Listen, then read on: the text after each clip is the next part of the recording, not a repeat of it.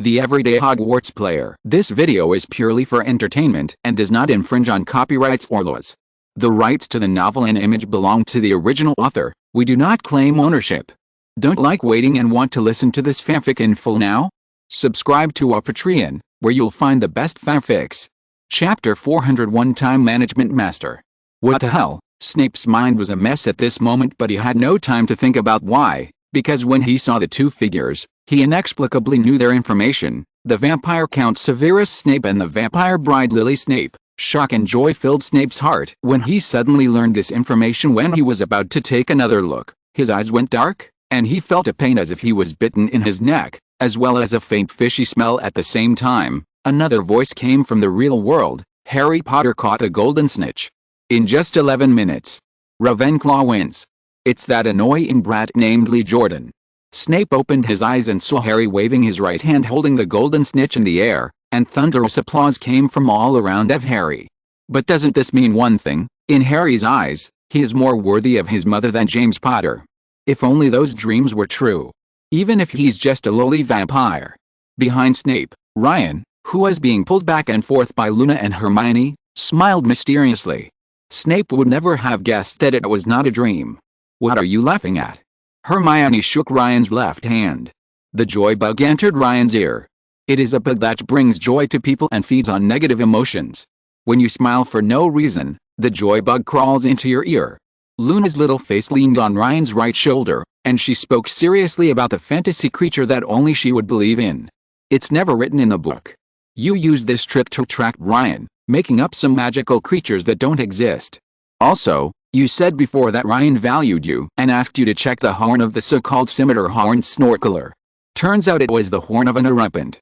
If the horn wasn't stale, you might not even be able to save your house. I suggest you distinguish between fantasy and reality.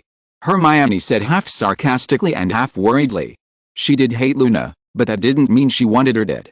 When Luna told her this story half braggingly before, it really scared her. The Snorlax exists. Ryan said yes. Luna puffed up her cheeks and looked at Hermione. Ryan. Hermione narrowed her eyes. Indeed, there is. Ryan agreed. Not long after meeting Luna, he went to Sweden and created the scimitar horn Snorlax that Luna had dreamed of. HMPH.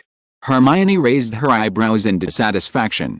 And in the mind game, Ryan, why did this boss choose Dumbledore, and is he really a wizard? Penelope held a lightsaber in her hand and looked at the screen in the main control room of the spacecraft. A muscular old man with a white beard was holding a staff in his left hand, releasing flashes of light, and slashing at the vampire Kate with a sword in his right hand. Kate lowered her body unnecessarily. Under the influence of the holy light, she was unable to transform into a bat and leave. Question. How do wizards add points? One is for flash, and the others are for strength. This is the romance of a wizard. And his name is not Dumbledore, he has a name, Gandalf. Ryan said seriously, saying the bad jokes that only he knew. This is his nostalgia for the previous world. Well, let's call him Gandalf. I can't fight him with Dumbledore's face like Kate did. Ryan, I want to change my career. Let's become an archer. Penelope patted Ryan's shoulder. Okay, here, Arash's template. You can try Stella, it's very interesting. Ryan waved his hand, and Kate, who was wearing a Jedi robe just now, changed her look. She became full of muscles and her body became unexpectedly thin, with only the key parts covered with the fur of unknown animals. What are you looking at? This is too strange. Who is Arash? Ryan's burning gaze made Penelope blush. Even if it was already, she still wasn't used to it. Him? Arash, King Menouchul's most capable assistant, the best archer in ancient Persia at that time, and the leader of King Menouchul's most elite archers. He was famous for his arrow that shot like a meteor from Mount Damach to the banks of the Oxus River. That arrow ended the 60-year war between Tehran and Persia and also demarcated the border between the two countries. The day when Arash climbed Mount Damavand to shoot arrows, as one of the most important festivals of the year. Ryan told this story of Arash solemnly and unsmilingly. Penelope, who was fooled by Ryan, pulled out a huge bow as tall as her. Stella. How did I die? Kate was confused after suddenly being disconnected from the spaceship and returning to the blank world. At the same time, Ryan's unhurried voice came from the sun of the pure white world. Arash is famous because his body was torn into pieces and he died after he shot that unprecedented arrow. Ryan. At the same time, in the real world, not far from Ryan, Fred and George stood at the back, selling smoke bottles. Come and see. The latest experience. A record of Harry Potter's training. Only 3 silver sickles. Slytherin Captain Flint and Gryffindor Captain Wood grabbed the bottle at the same time. Since when did Gryffindor start to learn our Slytherin style? Same here. Flint and Wood looked at each other, took another bottle, paid for it, and disappeared into the crowd. Did you just see that, Ron? And Eugenie? Aren't you worried that Harry's training plan will be leaked? Not far away, Draco frowned, just in time to see Flint and Wood buying a smoke bottle. Non-committal Ginny, on the other hand, just kept looking in Harry's direction and heard nothing. I understand. Draco looked at the Ravenclaw team members who also saw the Weasley twins selling smoke bottles. They were all very calm. Harry doesn't have any special training methods, or rather, this method is only suitable for Harry. Draco touched his chin. What are you talking about? Surrounded by the crowd, Harry came over with a broom and hugged Ginny, who leaned into his arms. Draco is wondering why we are indifferent to the disclosure of your training methods. Ron smiled and patted Harry's shoulder. Harry and the players around him looked at each other and laughed at the same time. Chapter 402 Flint's Bitterness. Weird, really weird. Draco was confused. He even began to doubt whether he had guessed wrong. We've secured the Quidditch Cup for the school year. Draco was even more confused when he heard Roger Davis, a guy who had been very cautious since his arrogant failure last year, say this. Our trump card is not the training method. It's Harry Potter. He is the best seeker in Hogwarts, and even in the world. I couldn't believe my eyes. He is the best. Phoenix, Chu Zhang, Bradley, Richard and Henry beside Harry said respectively. No matter how much they say, you might as well go and promote my business directly. You'll understand when you see it. Ron patted Draco's shoulder. Harry was indeed very good, after Draco watched Harry's training from Ron's perspective. He never imagined that someone could be so agile that he could dodge 6 baseballs thrown at him in an instant. Combined with Harry's fastest broom, the Nimbus 2001, it's simply unimaginable. With the uninterrupted Harry and his, if the rules were not changed, they would only have a chance of winning unless Harry was their only opponent. Apparently, their captain Flint also realized this. Same thing with the Gryffindors would. For some unknown reason, they both announced the Triwizard Tournament at almost the same time, and emphasized that this was their last chance to win the Quidditch Cup. Wood was supposed to be used to boost morale, but Speedy didn't understand why his captain Flint did this. Until Draco, you are Potter's friend, go talk to Harry and the others. As long as he lets us win in the next game, he and his teammates will each get gold galleons. My budget is 100 gold galleons, and this year is my last chance. Draco finally understood Flint's intention. Flint deliberately blocked him in this shabby room because Flint wanted to play the victim and then use the gold galleons and the relationship between him and Harry to make Harry go easy on him. Do you know Josephina Flint? She was the Minister of Magic, my ancestor. I don't come from a humble family like Wood, so I can pursue my dreams even after graduation. I'm going to be the head of the Portkey office in the Department of Magical Transportation. That's why we've always been obsessed with winning, because this experience at Hogwarts is the only time we have to play Quidditch. How I envy them for being able to pursue their dreams. And I can see the end of my life at a glance. Seeing Draco frowning, Flint quickly spoke the truth. But, even if Harry agrees, we may not win. Draco shook his head. In his opinion, Gryffindor and Hufflepuff are both strong rivals. The last time Hufflepuff lost so badly to Ravenclaw was only because Harry was a seeker. If Harry was a chaser, Hufflepuff would not necessarily lose with Dudley. As long as Ravenclaw lets it go, we'll take care of the rest ourselves. What we need is hope, and we can't see it in front of Harry Potter. Flint clenched his fists so, an hour later, there were bursts of exclamations in the Quidditch field. What is this, Flint? Why should we release the water? Draco, do you think we should let it go? While Elsa was surprised and Harry was exceptionally calm. It shouldn't be. I just can't say no. Flint means business this time, unlike before. Draco, everyone shrugged. So we don't want the 100 gold galleons. Well, what I mean is, even if we give them a hand, we can still win the championship with Harry. Ron looked hesitant. The point is not whether we win the championship or not, The point is how Quidditch can be related to dirty money. Roger waved his broom angrily. Then Draco, you lead us to reject Flint. Harry patted Draco's shoulder. Sure enough, I already knew the result. But, Harry, I have a feeling that Flint has more than just this one trick. You have to be careful. I always feel that he will use tricks. Draco said seriously. On the other side, high up in the astronomy tower, a handsome black-haired boy was looking at the Quidditch field. It was like if he could see and hear everything that was going on there with just his eyes and ears. What's wrong, Tom? A tall, thin, straight old man with a white beard walked out from behind the black-haired boy. Body flexibility and reaction speed are also improving rapidly. Does the Potter family have the bloodline of any magical creature? Just like your Dumbledore's phoenix. The black-haired boy Riddle narrowed his eyes. He now finally felt that Dumbledore's prophecy was reliable. Before this, he at most thought that Harry Potter had the potential to survive Voldemort. Maybe Harry defeated Voldemort last year. But Voldemort was still very vulnerable at this time. As Voldemort's Horcrux, or another Voldemort, he knew very well how powerful he was in his heyday. Defeating Voldemort was possible, but killing? Voldemort was so powerful and had immortality. If he was not also a Horcrux, he would have lost confidence in killing Voldemort long ago. No. Severus discussed this with me before. Because I noticed that Harry has been distant from him recently. Dream. After investigation, Severus discovered that Harry's estrangement from him was due to Dream. Dumbledore kept it a secret. Dream. Could it be that Harry Potter dreamed of Snape submitting to me and claiming to be me as his undercover agent? Guessed wrong.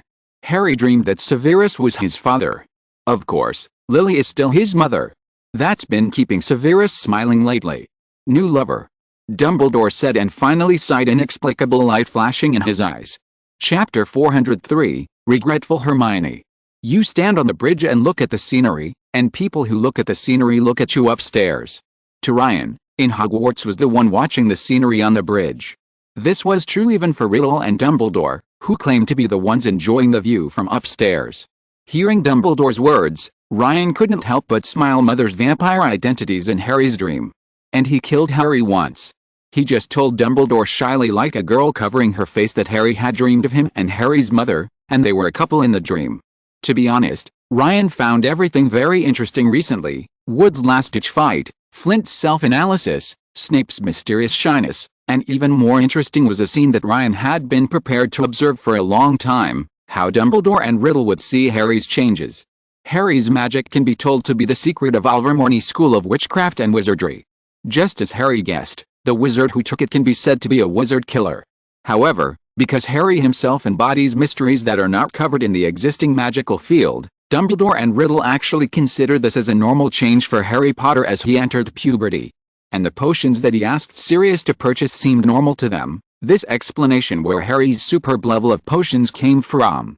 Just as Ryan was observing secretly, in the Ravenclaw common room, next to Ryan, Luna, who usually looked ethereal and vague, was waving a newspaper excitedly. Luna's little face flushed, her cheeks still puffed up with baby fat, and she looked in Hermione's direction with complacency. On the Trail of Wild Beasts. That obscure newspaper that won't be published for almost a century, unless a new species is discovered. Just as Hermione was confused, a short and fat wizard wearing thick glasses and surrounded by various obscure newspapers exclaimed not far away. Along with his exclamation, several wizards around him who knew the short and fat wizard's expertise in newspapers also shouted in unison, willing to sit in a corner of the common room all day and all night cracking eggs, recording your predictions based on the different ways the yolks will land. This isn't uncommon among Ravenclaw students, and you may even find others who share the same interest. There is no need to make a fuss about researching and collecting different unpopular newspapers. On January 1993, the famous explorer, Bored Pete, started his daily, seemingly futile journey to find new species. After drinking the third glass of gin, his lover reminded him that he found a strange creature he had never seen before: purple skin, horse-like hooves, lion's tail, rhino-like body and head, and a curved horn that occupied half of his head. Pete was going to name it, but after being reminded by an unknown person, he found that this creature had already been found in England thousands of miles away. It was mentioned in a report in the Quibbler, a newly famous newspaper in the United States. The description of its appearance matched what Pete had found, And it was also recorded that it was found in Switzerland, and its name was Scimitar Horn Snorkeler. It can be seen that British wizards do not have the same spirit of exploration as our Italian wizards. Look, the discovery written in the newspaper, but no one has confirmed it. Ellistan, a reporter from the Swedish magic newspaper, reported. The tracks of the beast reprinted. The short and fat wizard who took the newspaper handed to him by Luna stammered and read it aloud. When the last part was read, there was a sudden uproar, and all the Ravenclaws felt that it was talking about them. In their opinion, the only wizards in Britain who have the spirit of exploration and innovation are those from Ravenclaw, and denying that British wizards have such a spirit is undoubtedly slandering them. How dare you? Britain in another world, what? About the ones behind, Wayne. Keep reading, then. The voices I wanted to hear continued to sound from behind. The following are all reports from the reporter of wild beasts who went to Sweden for field research, the research report on the Scimitar Horn snorkeling, and the naming of the newly built Scimitar Horn snorkeling sanctuary in Sweden. There are only 10 of them, as their numbers are too small, after the last names of the British discoverers. If waking up from a dream, this time, you're right. But I still don't believe in the existence of harassing bulls and so-called joy bugs unless you can confirm it. Hermione lowered her head unwillingly. That's not important. What's important is that my mother's name was mentioned. She is the typical Ravenclaw who has always wanted to come up with research results that would shock the wizarding world. Luna's moon-like eyes were filled with tears that seemed about to overflow. Congratulations, I didn't mean that. I meant just as Hermione stammered an apology, Luna threw herself into her arms.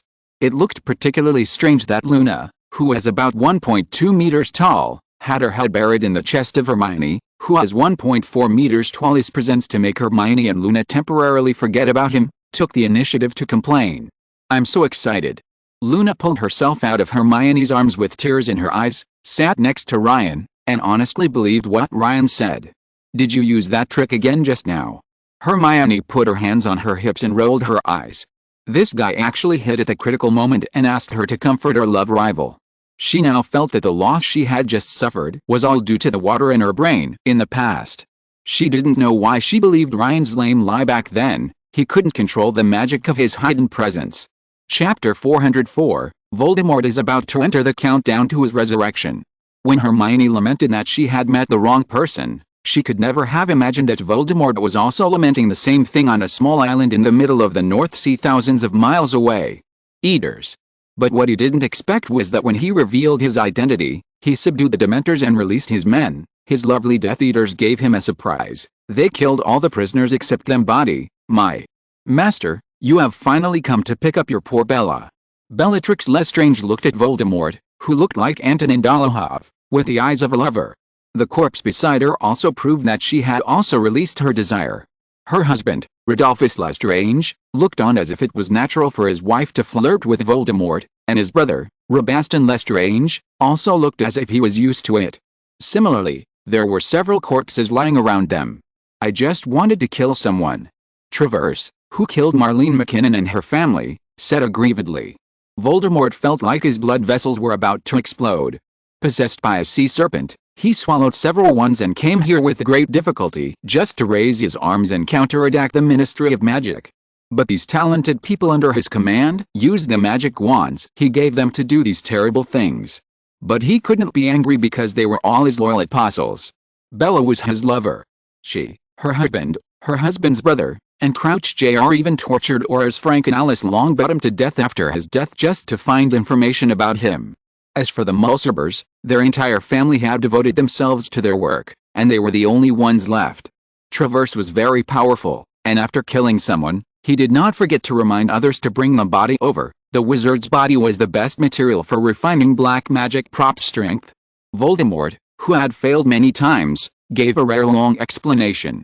However, he was not worried at all that these monsters under his command would discover that something was wrong with him.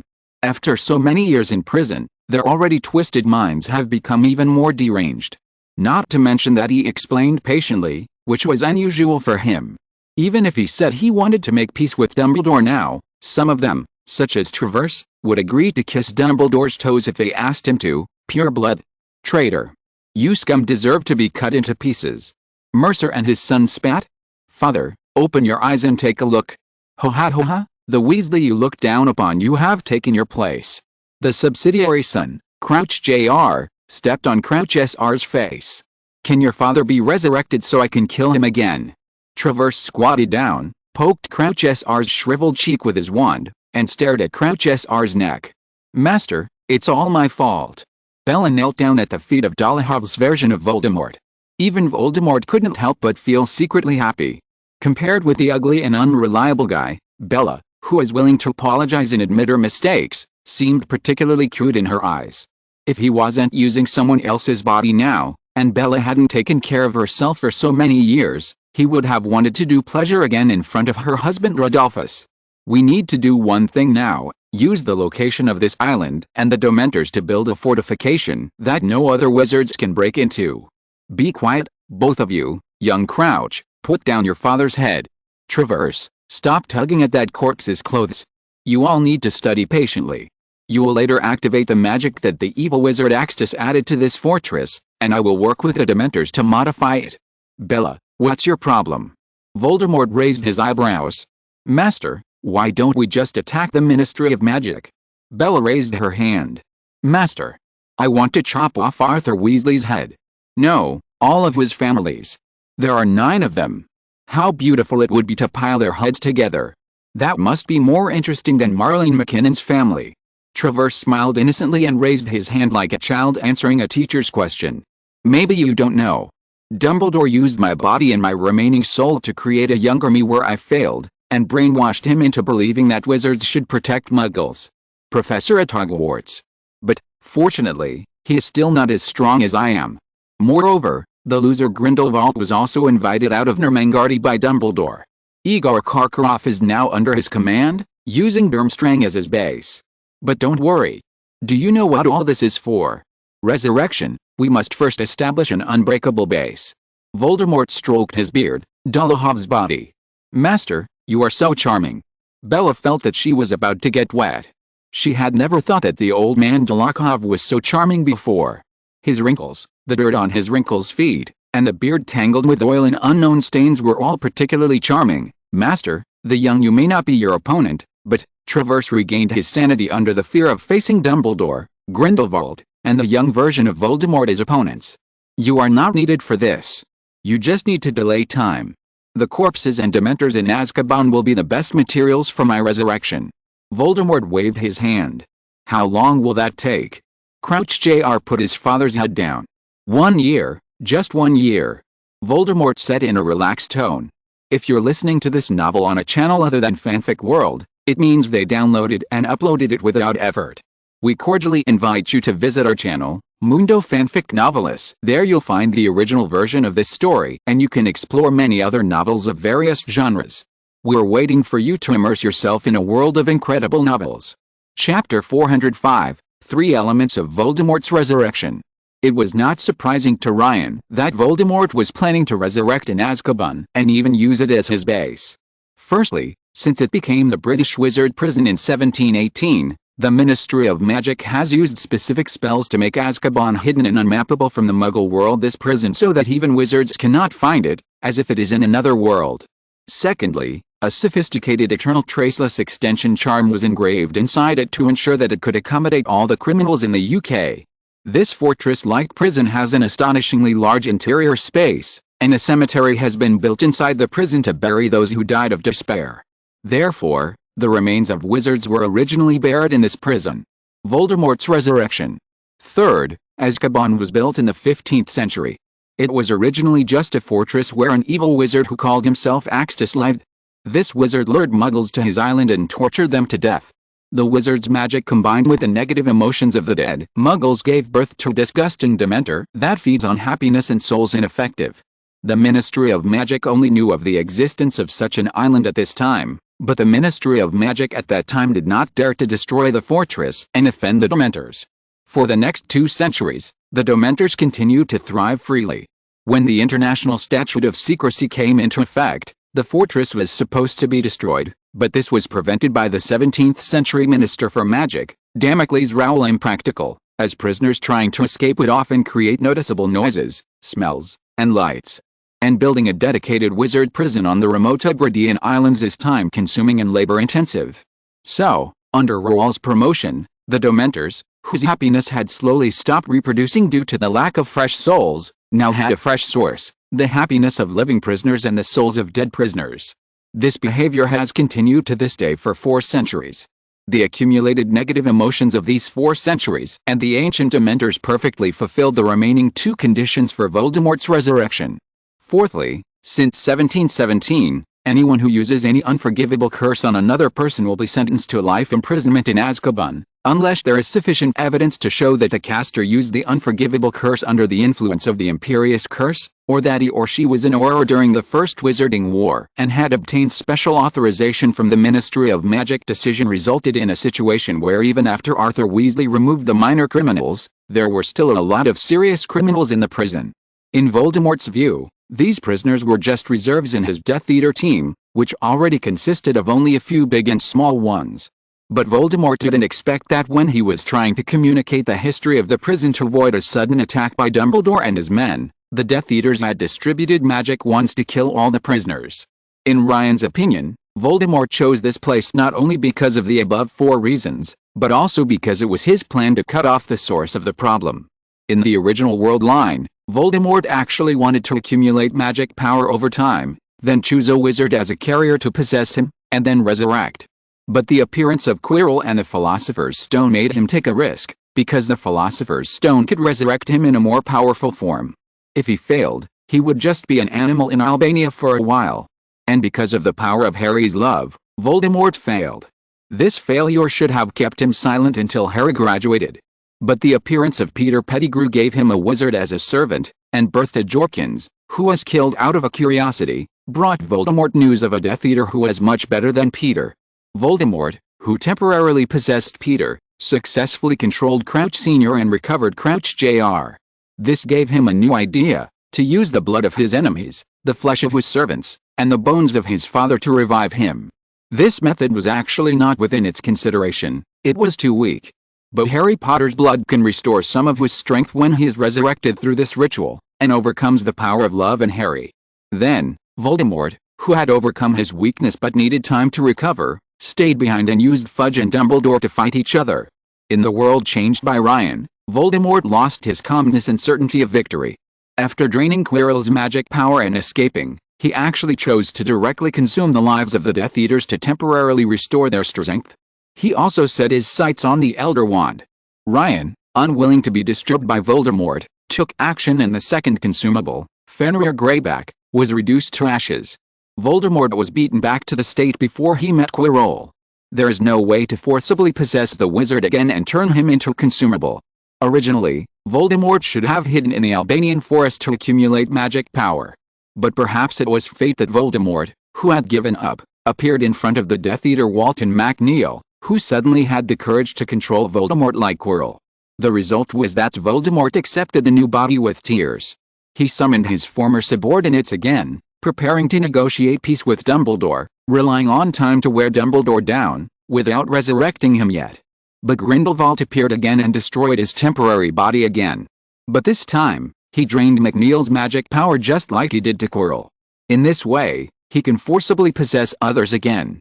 The younger version of himself, Grindelwald, the potential of Harry Potter, and the presence of Dumbledore made Voldemort decide to give up. So he chose Azkaban. This was a plan he had thought about many times in his mind, and it was even seen by Harry. The reason why he did not adopt this plan after draining Quirrell's magic power. In fact, this is because it also has a big flaw. First, his base will be fixed in Azkaban for up to 1 year. Second, although he has been resurrected from 4 centuries of negative emotions and Dementors, as well as a large number of wizard corpses, he may be resurrected in a stronger posture. But this ceremony takes too long, about a year. During this period, if Dumbledore and his men broke into Azkaban, he would suffer even more serious damage due to the failure of the ritual. By the time he recovers in that state and can forcibly take over a wizard's body again, Harry Potter will probably have grandchildren. Thinking of his miserable failure, Voldemort solemnly recited a long spell in front of his men who had been taught by him how to reform Azkaban. Chapter 406, Weird Neville. Dementors are humanoid creatures, about 3 meters tall, wearing black hooded cloaks, with gray bodies that look like rotting corpses. Dementors can slide along the ground, but cannot pass through solid obstacles. When they inhale, they make a gurgling sound in their throats, as if they are inhaling more than just the surrounding air. The Dementors' hands were gray and shimmering eerily, and seemed to be covered in slime and spots. They also seemed to radiate a chill. The Dementors' face had empty eye sockets covered with a thin, gray, scabby skin. Their mouth is a shapeless hole that they use to suck out the soul of their victims, also known as the Dementor's kiss. This leaves the victim in a state worse wizard than death. The Dementor removes his hood and sucks out the victim's soul, leaving the person a hollow shell, alive but merely the walking dead expelled by the Patronus charm. But now, a shocking scene happened from an inconspicuous-looking fortress on a small island in the middle of the North Sea. A torrent of Dementors gushed out. No one could see that so many Dementors could be crammed into such a small house. They were actually expelled and controlled by spells other than the Patronus charm. Each Dementor was flashing with a green light caused by an unknown spell. Under the control of the spell, this green torrent began to circle around the island. After an unknown amount of time, a transparent glass cover with a hint of green covered the entire island. At the same time, faint sounds to grow louder. There began waves of painful whimpers, and along with the sounds, thick black smoke came out of the fortress, forming a thick, creepy cloud in the sky. Rocks, the green light shield, the screaming dark clouds, and the white city walls are undoubtedly three different elements that are incompatible in the eyes of ordinary wizards. But in Ryan's eyes, in the waves not far away, the invisible magic outlined them as one. Deep in the fortress, Antonin Dolahov's version of Voldemort had been reduced to ashes. Only a pale skeleton was left. A heartbeat sound that only a wizard of Ryan's level could hear began to appear. Voldemort has begun his resurrection ritual. However, unlike what Voldemort thought, no one would stop his resurrection this time. Because, only when he is resurrected can he be truly killed, by Riddle. Grindelwald, the only person who could possibly take action, had already been told the reason by Dumbledore. Ryan looked at the island gradually disappearing in the waves, shook his head, and disappeared into the air. Thousands of miles away in Hogwarts, Dumbledore excitedly pounded his hands when he realized that the address of Azkaban in his memory had become blurred or even disappeared. Did you hear? Azkaban is gone. It is said that people from the Ministry of Magic went to the North Sea, but they couldn't find the island after searching everywhere. But how could that be?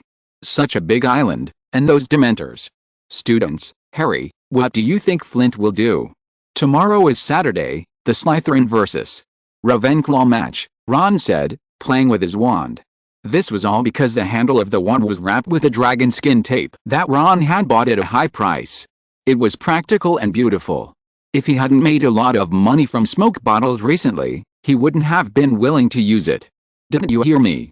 Something happened in Azkaban. We going to skip class now.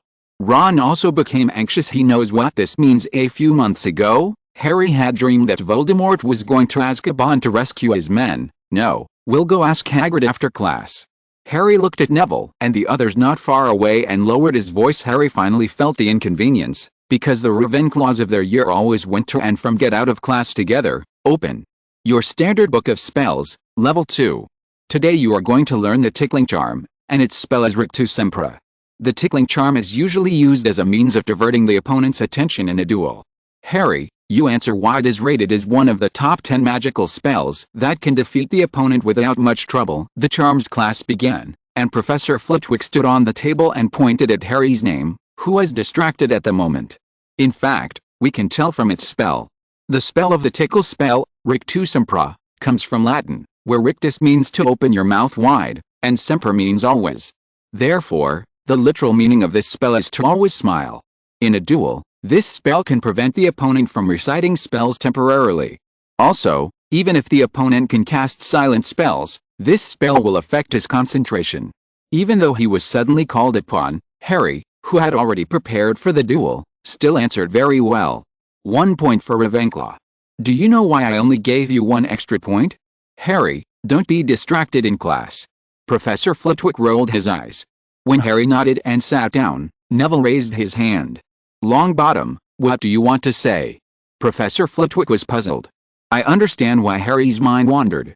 It's not his fault. Professor, is Azkaban disappeared? Is this true? Neville asked in an almost pleading tone.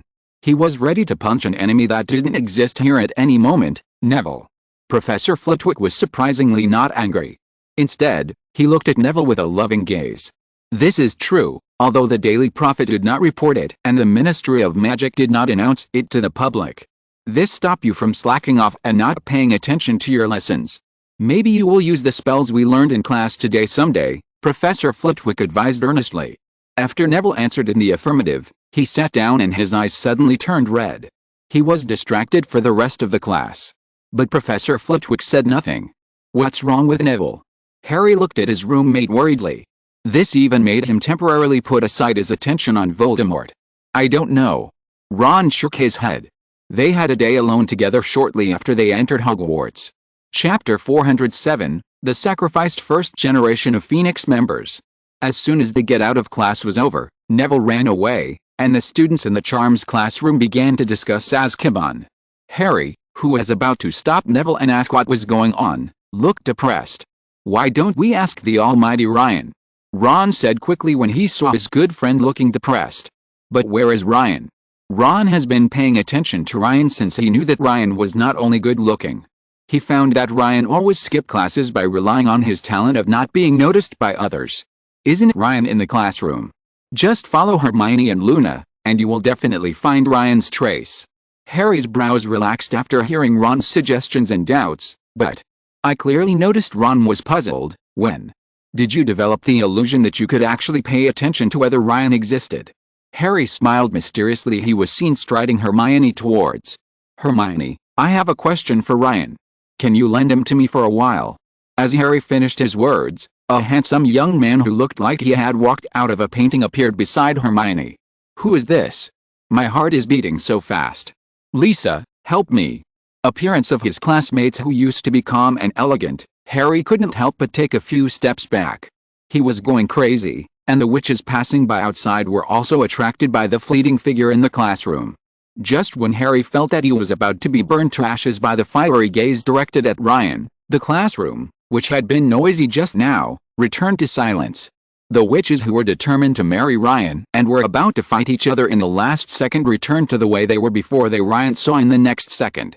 The witches who came in inexplicably were also very calm, and seemed to think that they came in because of the news about Azkaban. You just used the magic similar to the forgetfulness spell. Ron, who came over, swallowed and asked Ryan tremblingly. I just concealed my existence again. Their subconscious minds will automatically make up for the mistakes. Why do they need me to do anything? Ryan looked at Ron as if he was a retard. Of the three who went to Moon City, only Ron mistakenly thought that he could remember Ryan's existence by paying attention to him. And Harry and Ginny both understood that when Ryan was in their minds, that Ryan was by their side, or Ryan had opened up his information. They all knew that as long as Ryan was willing, he could become an existence everyone forgotten by everyone. Furthermore, Ryan's ability allows him to bypass people he thinks may know him according to his wishes. This would explain why they had always known Ryan, while they had no impression of him at all. Ryan, ignore Ron's nonsense. You should know the questions they are going to ask. Hermione stepped forward and took Ryan's right arm. Yes, that's the question you wanted to ask right now. You must all be wondering about Neville's behavior. This is actually related to the Ministry of Magic. After Neville's parents, who were Aurors, went crazy, their reputation and achievements were buried and divided up. There was almost no compensation, if Dumbledore couldn't help but speak up. Azkaban holds the culprit who drove Neville's parents crazy. Ryan sighed. Dumbledore, that saint-like being who is unwilling to touch power and fears it like a tiger, is really boring. Dumbledore is more interesting now. If Dumbledore had spoken up earlier, the British wizarding world would not have developed so slowly. But how did Neville know that it was Voldemort who broke into the prison?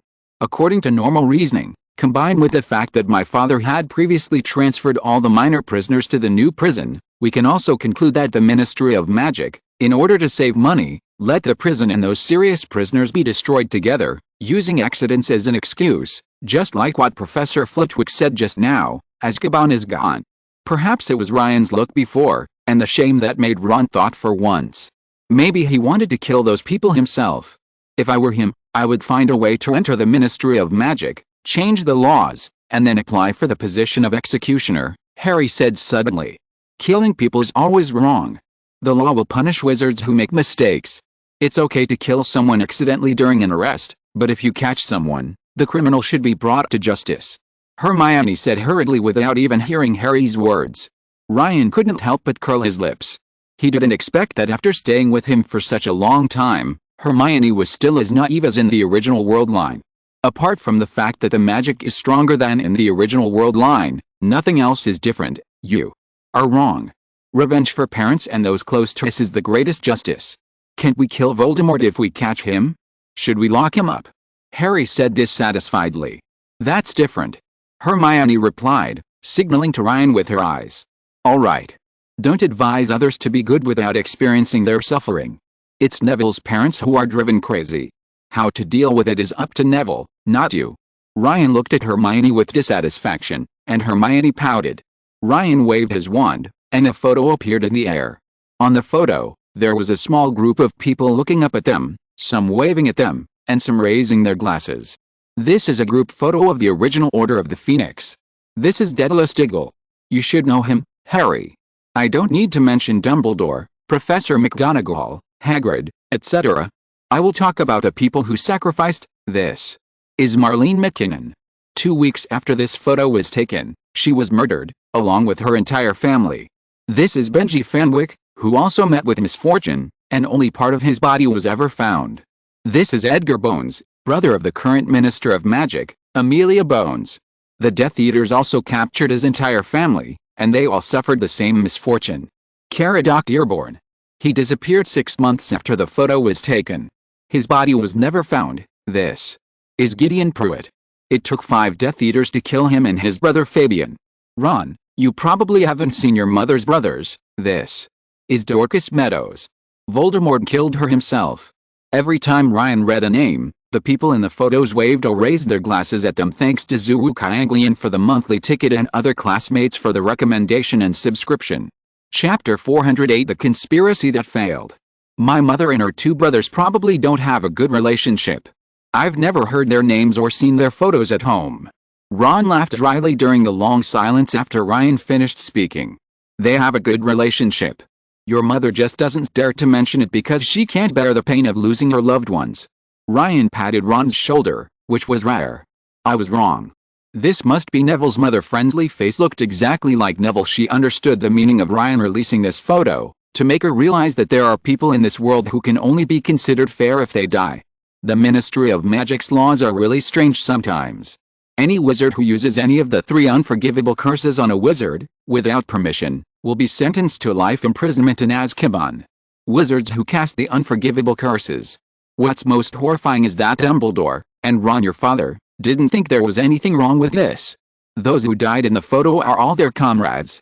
They've changed so many laws in the last few months, and nothing has changed about this one, Harry said disappointedly. Harry sighed. Harry. Voldemort has Professor Riddle and Dumbledore there. There's no need for you to take risks. Voldemort is different from those Death Eaters in Azkaban who have no wands and cannot resist. Ron shook Harry's shoulders. I defeated Voldemort once in my first year. In just over 2 months, I will have finished taking that potion. At that time, I was confident that I could defeat him. Ron's hands pushed away, his eyes sparkling with confidence. It's all because of, wait, where are Ryan and Hermione? Ron looked at Ryan's original position in surprise. The photo in the air and the figures of Ryan and the others disappeared. The quiet environment became noisy again. Without the help of Ryan's secret magic, Ron's voice attracted some people's attention. Didn't you notice just now? We just put up photos and had a conversation here. Why is no one paying attention? And the sounds of other people communicating in the classroom are gone. That's obviously because of Ryan. Harry rolled his eyes at Ron, who was surprised to be stared at. Well, they left without saying goodbye. Ron pouted. Our first priority now is to find Hagrid. Ask about the specifics of Azkaban. The get out of class has been over for a while. Harry pulled Ron's left hand and walked out the door. And those who have committed the same serious sins as them deserve to die. Ron said immediately. Hey, you're like me. You didn't mean I'm not a crybaby like you who's looking for your dad all day, Draco said, imitating Ron's tone at the time. Why are you here? Ron rolled his eyes and slapped away Draco's hand on his shoulder. Isn't Azkaban gone? Everyone is talking about it now. I knew as soon as I heard it that you would guess that this was Voldemort's trick. You still have to go to Hagrid's." Draco smiled shrewdly, looking like a fox who stole the chicken. "How did you know?" Ron exclaimed, his eyes widened, and he looked doubtful about his life. At this moment, he wondered if Draco could predict the future just like Harry. I even began to wonder whether there was a prophet among the Malfoy family's ancestors, and whether I could marry the prophet's descendants. However, if Ron had noticed Harry's calm expression, he wouldn't have had such wild thoughts. "You must consult with someone." "Snape, you wouldn't dare, Harry, let alone Ron. And Lupin has been gone all day. Only Hagrid, who has been in the house taking care of Alaspera and Hephaestus lately." Draco couldn't help laughing at Ron's stupid brain. "Hey." Draco's hand away from his head in dissatisfaction. "I am not kidding. Draco, don't you think Death Eaters?" Seeing that Draco didn't believe it, Ron stopped and repeated what Harry had just said. "Is this what you could have thought of?" Draco scratched his ears in surprise, suspecting that he had heard it wrong. Though it was Harry who said that. "You, don't laugh. I was just thinking about this. Didn't I answer you why I didn't react to what you said?" Ron clenched his fist and raised it as if to hit Draco. Okay, I won't laugh. This is actually quite normal. After all, purebloods are related by marriage, and the Ministry of Magic is populated mostly by purebloods. It is normal to leave back doors in the law for yourself and your descendants. Have you not discovered that the law states that anyone who uses the unforgivable curse must be sent to prison? After investigation, any pureblood who commits the crime must have been under the control of the Imperious Curse.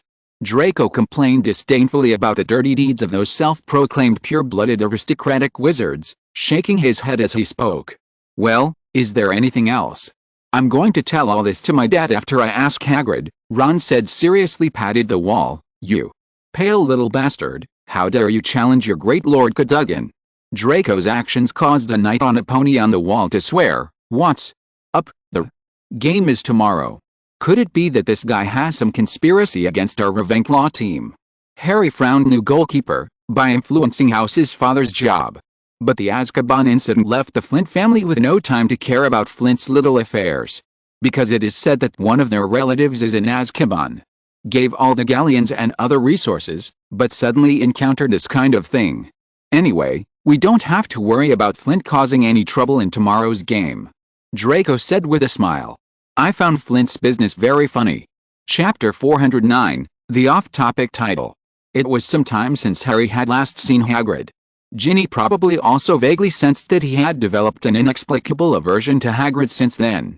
Only Ron would think that he had no time because he was busy brewing potions and spending time with Ginny. As for Draco, they were not in the same bedroom after all, and he had to accompany Pansy. All of this was actually because of that indescribable feeling, a feeling that Ginny and the others couldn't detect. When facing Hagrid, especially after he could inexplicably give life to a mass of fire, Harry felt as if he were standing next to a prehistoric beast. His whole body, even every hair, seemed to be telling him loudly, "Run." The feeling that his life no longer belonged to him was something he had never felt before, even when he was with Voldemort. No, maybe I couldn't feel it at that time. Ryan said that this was due to the rapid growth of his body, the magic in his heart, and the gradual bursting of his primitive instincts. This also triggered a question for him at the time, but at that time, my potion had not been brewed yet, and I hadn't even started yet. This has nothing to do with the potion. Does Riddles Presents really have no effect on you?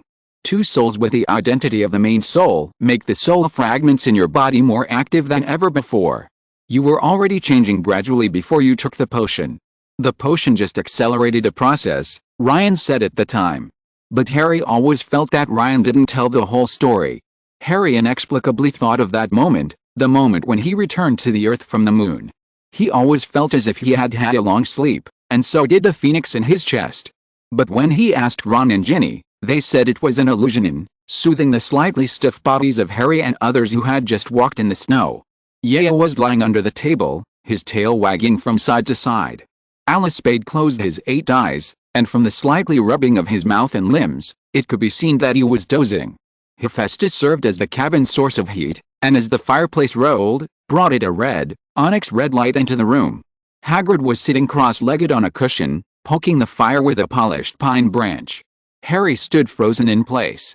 In his eyes, That was not Hagrid at all. It was a volcano that was about to erupt. Besides, Hagrid clearly didn't move. So what is this door? Harry, why don't you come in? Hagrid put down the pine branch and turned to look at Harry. Hephaestus licked the pine branch like eating ice cream. Ahoho, finally I've seen what you look like when you're scared, Harry. It's amazing, isn't it? Hagrid can now see people without using his eyes, and he can also control objects not far from him, such as doors. Ron patted Harry's shoulder and grinned. You didn't tell Harry. Hagrid glanced at Ron and Draco with his small black beetle eyes. I thought Ron said that. Draco waved his hand to indicate that he had nothing to do with him. Ron had already sat down next to Hagrid skillfully and greeted Hephaestus. Nothing, I was just thinking about something else. Harry shook his head and walked into the cabin. The door closed automatically with a click. Harry, you're finally done, aren't you? I know you're the captain of the Quidditch team, and your team has games for the 2 weeks after Christmas, but how come? Hagrid said in a slightly complaining tone he didn't believe, and felt his cheeks getting hot. But fortunately, Hagrid has always been careless, and his bad temper usually comes and goes quickly. By the way, Hagrid, you mentioned earlier that you wanted to find a partner for Hephaestus. Have you decided on who to use? Wind, cloud, thunder? Ron's eyes darted around as he spoke. However, the most outrageous thing is that Ron was able to just skip over the place where Elaspert was.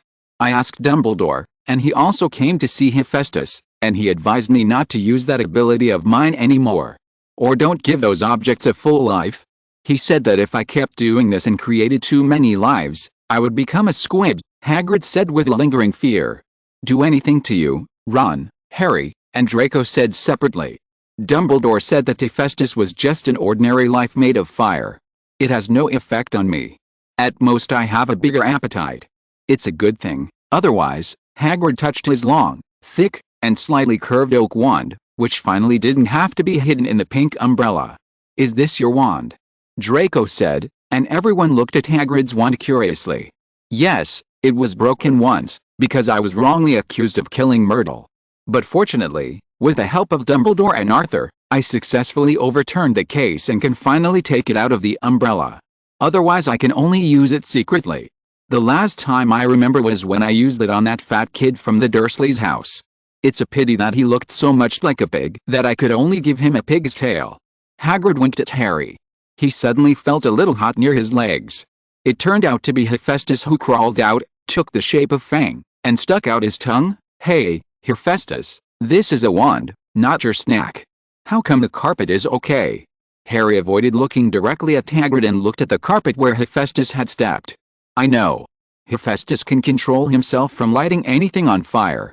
Look, I can put my hand inside it, Ron said quickly, and boldly put his hand into the fire. But Harry was a little surprised, because in his memory, Hephaestus could speak, but now, like a real dog, it can be said that it has both form and spirit, and only the fur made of flames destroys this feeling. Hello, Harry Potter. When Harry was confused, the inserted Hephaestus turned into a human form, and the outline could vaguely be seen to be Ron's. I cannot speak when I am imitating creatures that cannot speak, Hephaestus said immediately. Dumbledore said that it was an imitation that was too much. It could speak directly using unknown principles when it was clearly the original. Is the shape of Fang, it can only bark like a dog. Hagrid laughed. Wait, can it talk when it turns into a spider? Harry discovered the blind spot. Yes, because the Acromantula can speak. But you know, that's why it's only changed into Fang, me, Ron, and Draco. Hagrid glanced at Ron, who trembled subconsciously when he heard the word Acromantula. Chapter 410, Another interpretation of the prophecy. Next, it was time for Hephaestus to transform into various forms to please Expelliarmus. An unknown amount of time had passed, but when Harry was staring at Ginny's version of Hephaestus in a trance, Draco slammed the table. Ah! The galloping Gorgon. Draco, what happened to you? Hagrid accidentally pulled out his beard. Harry, do you remember why we came here? Draco looked at Harry. Aren't you here to see Hephaestus? Ron touched the back of his head, expressing his surprise. Azkaban. Harry woke up as if from a dream. Ron's eyes widened when he heard this. Why are you asking that? Hagrid expressed confusion. Don't you think of anything? In Harry's previous dream, Voldemort wanted to go to Azkaban. And now there's trouble in Azkaban again. It is said hundreds that the prison staff responsible for delivering meals have forgotten their address. The Ministry of Magic sent out of teams on broomsticks to conduct a blanket search, but they didn't even find the shadow of Azkaban. Taken together, this is clearly Voldemort's doing. Draco blushed and kept on talking. This. Dumbledore mentioned it, but he said it was a good thing and not to worry about it. Hagrid stroked Hephaestus, who had returned to his original form, indifferently and snorted. To Hagrid, this was the same as all of Dumbledore's previous arrangements. Dumbledore was in control of everything. Since Dumbledore already knew that Voldemort wanted to break into Azkaban, perhaps he had already made this part of his plan. What? Draco stopped abruptly. I understand. But I can't say. Harry looked at everyone who was suddenly looking at him curiously. He thought of what Ryan had told him before about his relationship with Voldemort. Obviously, Dumbledore deliberately wanted to resurrect Voldemort. Only then can he be truly killed.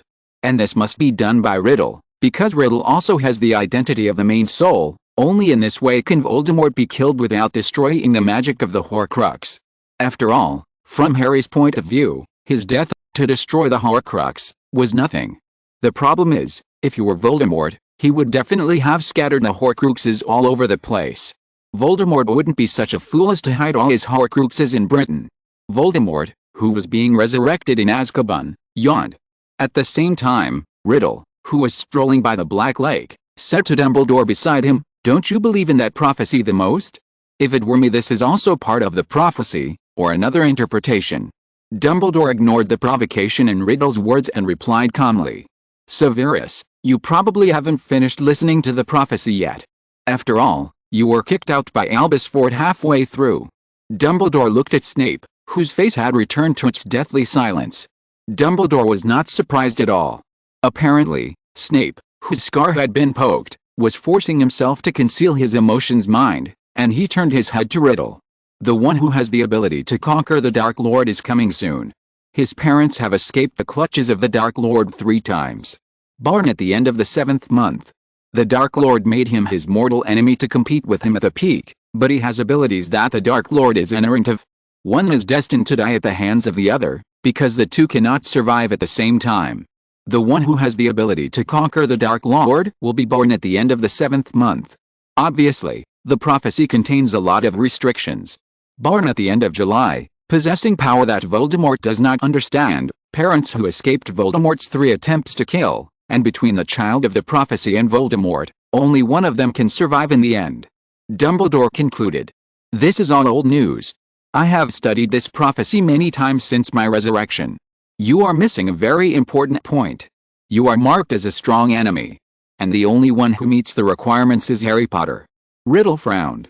"This is not a requirement that must be met. I've made the same mistake before. There are only 2 real conditions necessary. The parents have escaped Voldemort's pursuit 3 times and were born at the end of July. Being marked means that you are destined to have to choose between you and Voldemort, and only one of them can survive. Other boys who meet the requirements are, to use a metaphor I recently heard in the Muggle world, spare tires. If Harry dies, this prophecy will not mean the end. The most arrogant Voldemort will wreak havoc on the entire wizarding world, thus marking the next child of the prophecy." Dumbledore said calmly. "Is that why you've been letting Harry go? Are there any other spare tires? Excuse me for leaving you for a moment." Snape's expression became even more wooden, and he was about to walk towards the castle, and many more. Neville is innocent. Dumbledore waved his wand at a speed that was barely visible to the naked eye, and Snape fell down suddenly without any sound, smell or light. "What are you doing?" Snape fell on his back in the snow, his mouth twitching. "Besides Neville, there is another one." Dumbledore sighed. "Oh, he is?" Riddle asked before Snape could, an existence that I often forget. He's the last assurance. With his magical power, I can't think of any reason why he would lose to Voldemort.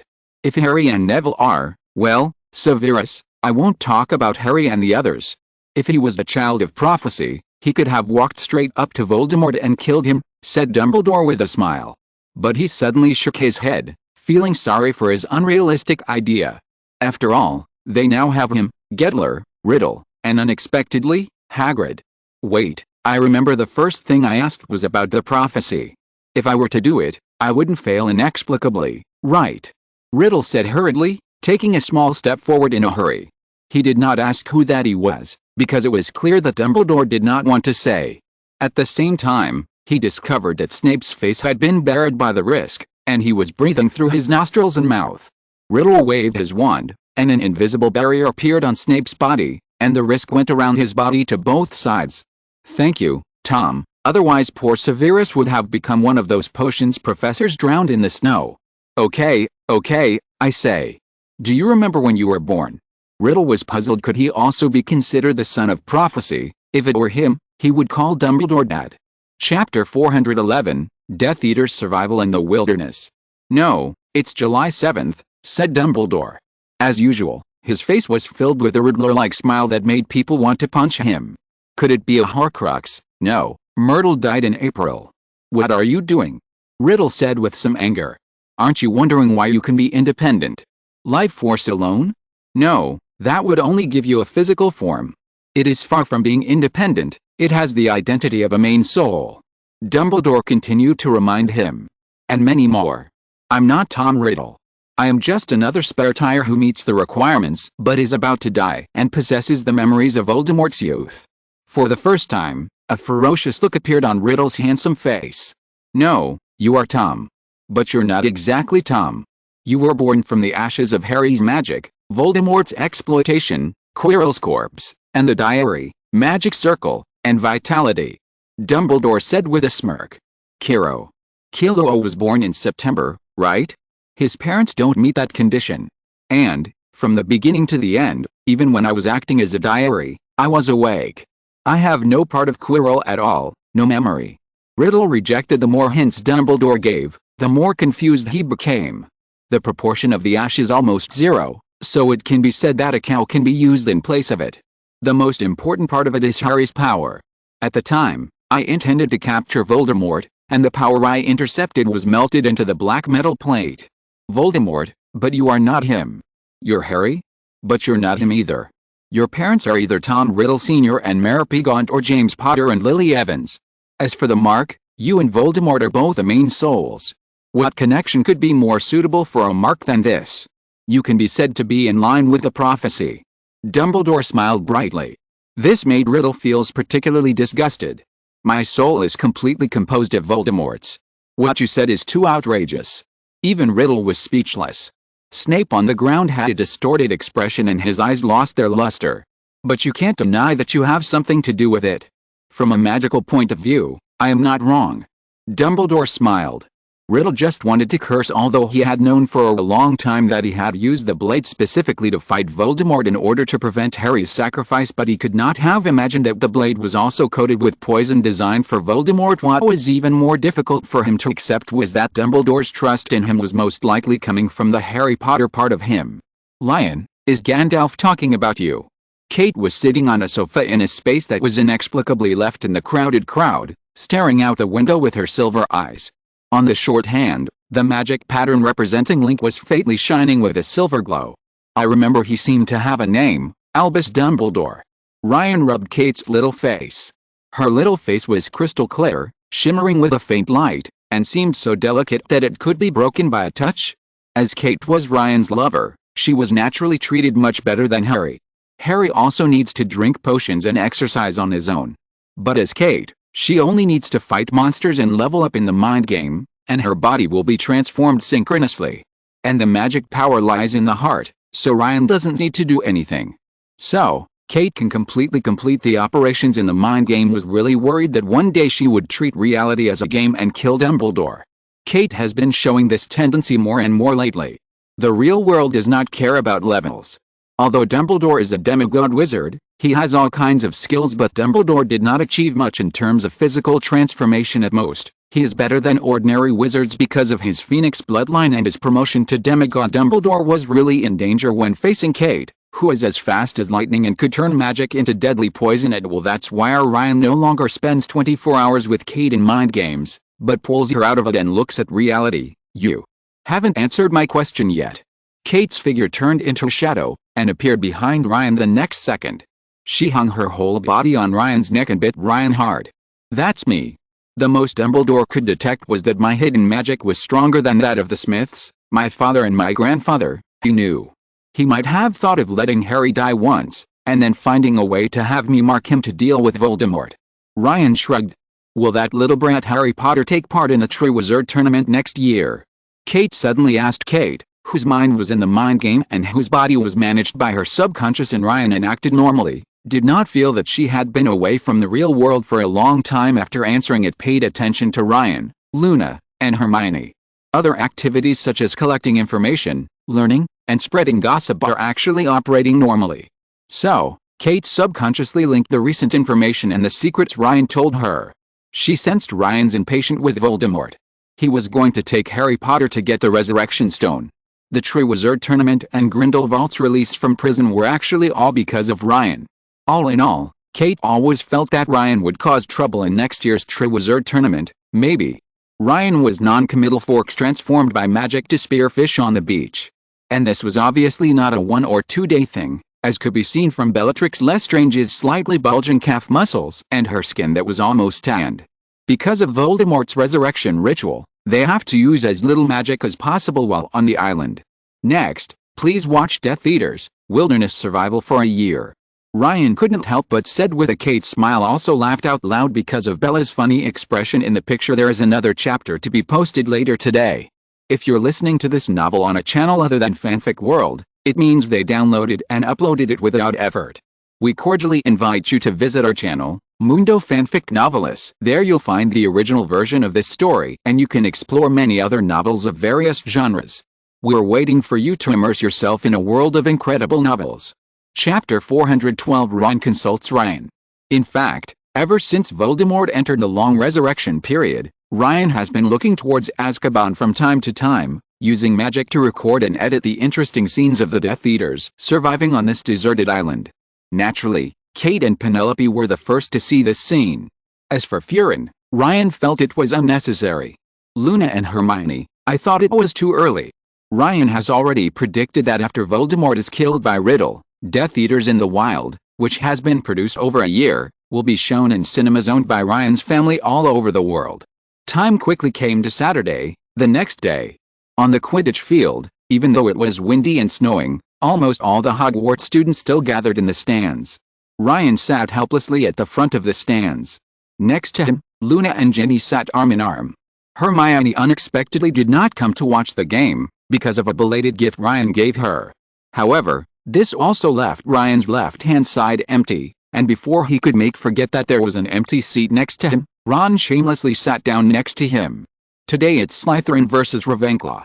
Draco is the seeker. Ron explained before Ryan wanted Ron to leave tactfully. By the way, where's Hermione? Ron asked hesitantly. Oh, why are you asking her? Ryan rolled his eyes. If what Ron said was not right, Ryan was going to give him a full package until the end of the school year. For specific details, please refer to Harry, who was just mistakenly believed to have lost his virginity and was afraid to go out. And for Ron, who enjoys this package, Ryan can guarantee that it is like this every day. Nothing, I'm just curious why she didn't eat. Ron shuddered, stretched his head to look at Ginny, who was concentrating on waiting for Harry to appear, and whispered, I want to learn how to get along with girls. I noticed that you are secretly studying 12 magical ways to charm witches. Ryan smiled inexplicably, and his fingers even stuck out. Everyone around turned and looked at Ron. Ginny also covered her face, afraid that people would find out that it was her brother who made such a disgusting sound. Percy also stroked his forehead, looking like he didn't recognize him. Look, it's Harry Potter. Ron, who loved to be in the spotlight, was subconsciously embarrassed after Harry comes out. Ryan looked speechlessly at Ron, who seemed a little lost for some reason. If you're like your two brothers, that's fine too. Ryan pointed to a flying prop that he got from somewhere. It looked like a recliner that was the most common type of chair in parks in the Muggle world where homeless people take naps.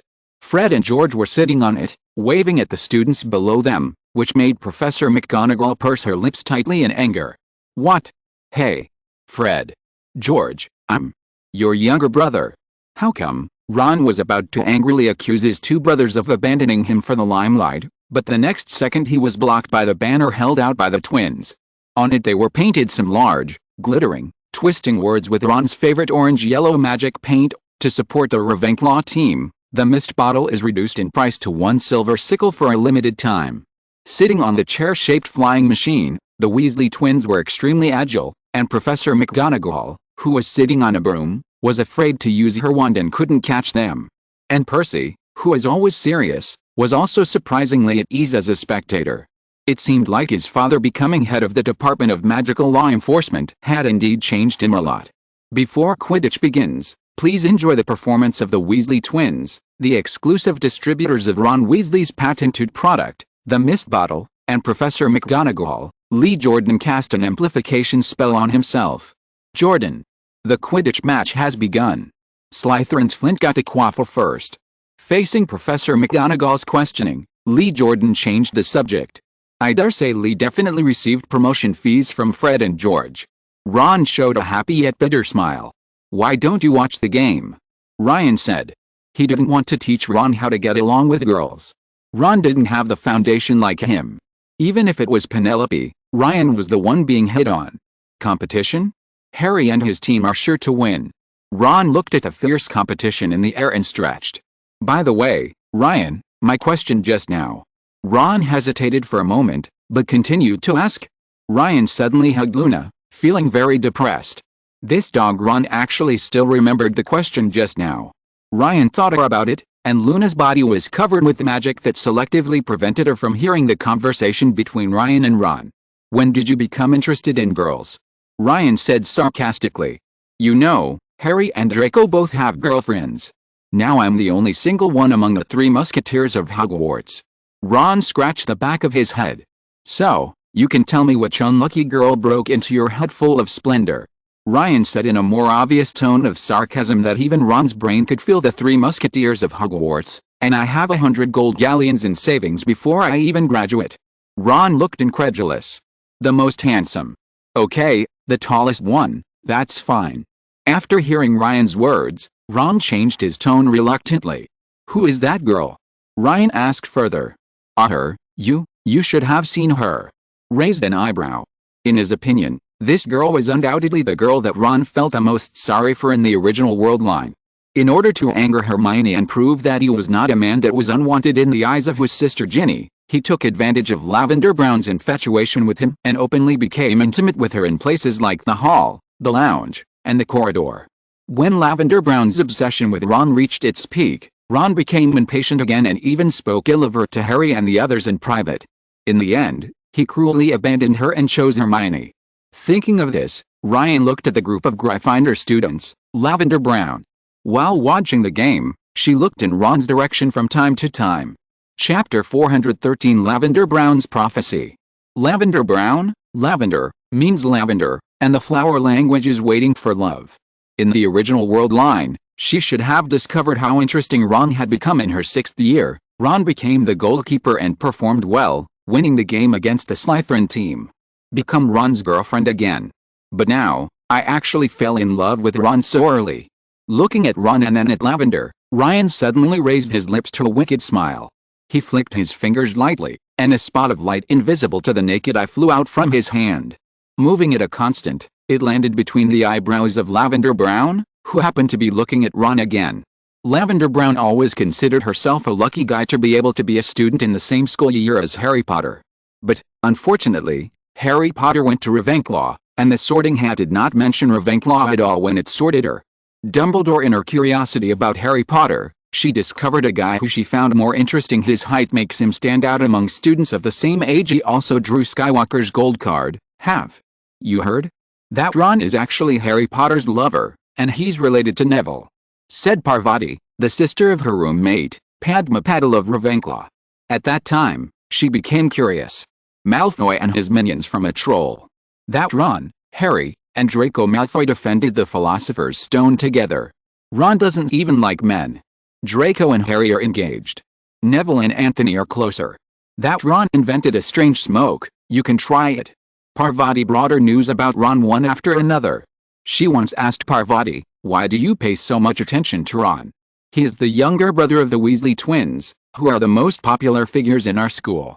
It is normal for these things to happen to Harry Potter, but for Ron. Parvati gave this answer. In the smoke shared by Parvati, which contained Weasley's memory of feasting, Lavender finally realized that she had a good impression of Ron. Perhaps it was because she would never be able to eat 4 big chicken legs like Ron without batting an eyelid in her lifetime.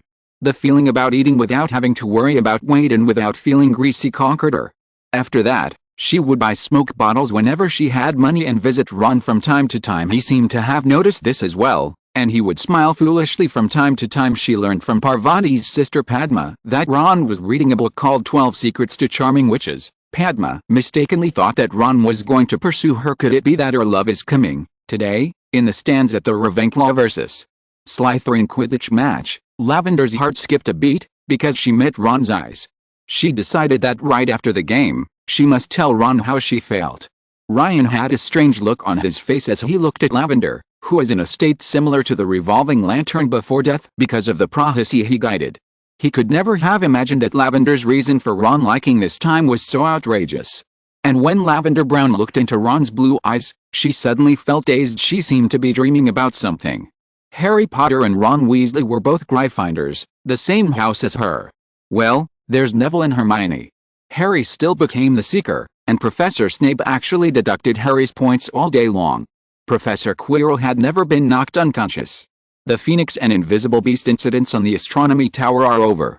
Harry and Ron did not become friends with Draco. Sirius was not vindicated. They still went to the corridor on the 4th floor. Draco was replaced by Hermione, and this time it was Harry who fainted, and he was fainted for a long time. Lavender shook her head, and the information in her mind turned to the 6th grade again. Ron didn't invent a mist bottle, and the Weasley twins seemed to have dropped out of school to open a shop promoted. But Ron became the keeper and they beat Slytherin. Ron became her boyfriend. Lavender in the real world shook her head again and her face began to turn red. Scenes of her kissing Ron in public places came into her mind. It seemed that their interactions were limited to kissing, and there were no other scenes of them talking, exchanging spiritual or emotional issues. Then, there is the scene where Ron repeatedly hints that he wants to break up, and finally he is poisoned for unknown reasons, uses cold violence against her, falls in love with another woman in the fog, and breaks up with her. Lavender. Are you okay? Parvati shook Lavender's shoulder. Huff, huff. Lavender panted, and when she opened her eyes she saw Parvati's worried face. I just had a dream. No, my prediction was not right either. Time, your third eye has just opened. I shouldn't have woken you up just now. Parvati looked regretful. I don't know if that's called a prophecy. What I foresee is the scenes of the 1st and 6th academic years after Harry, Hermione, Neville, and Ron all come to Gryffindor.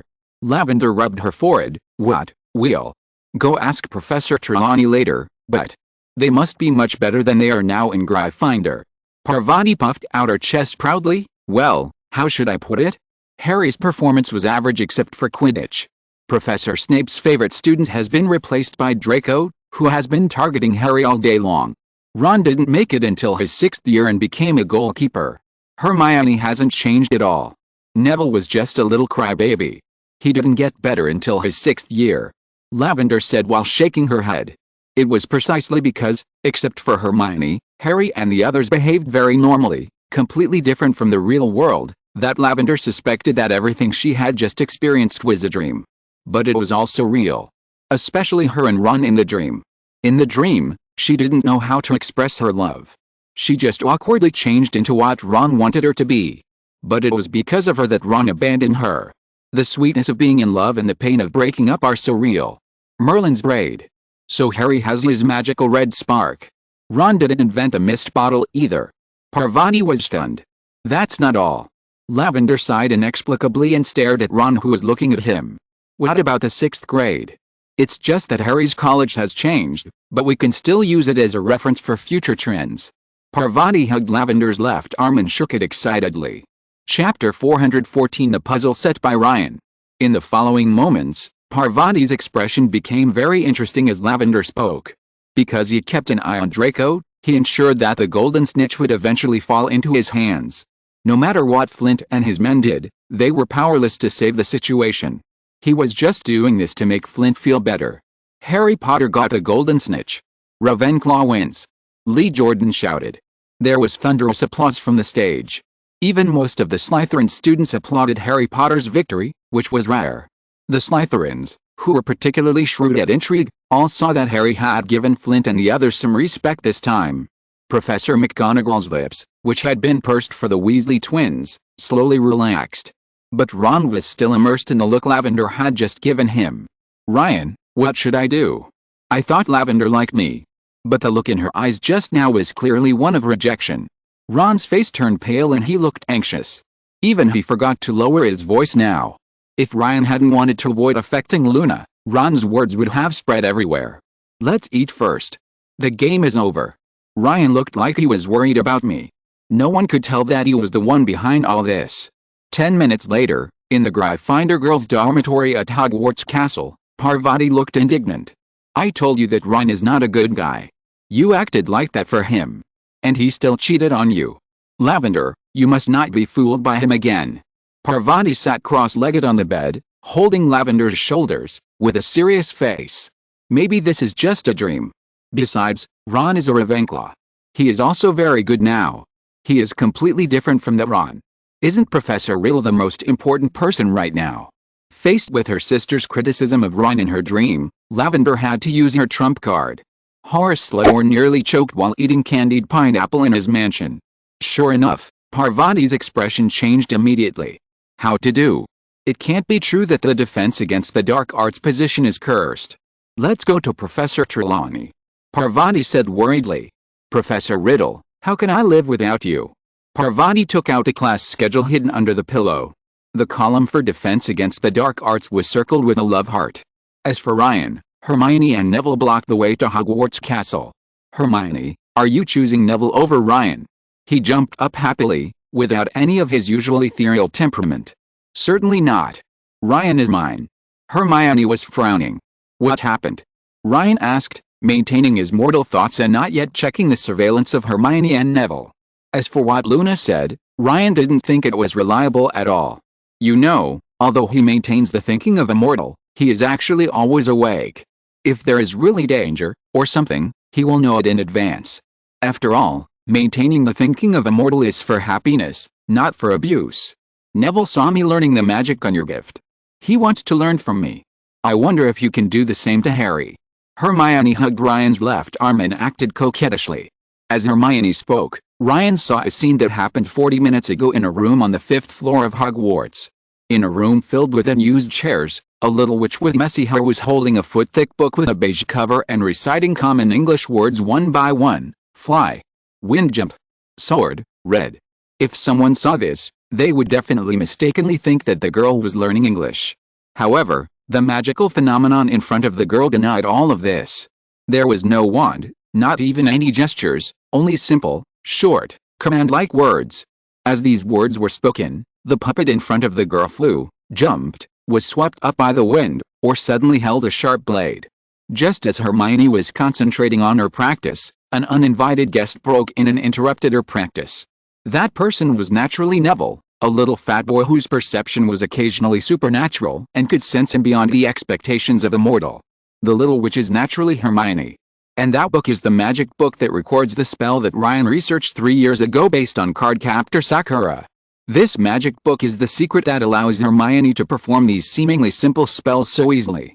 It omits the increased difficulty of pronunciation, will, and gestures that occurred as Ryan simplified the spell.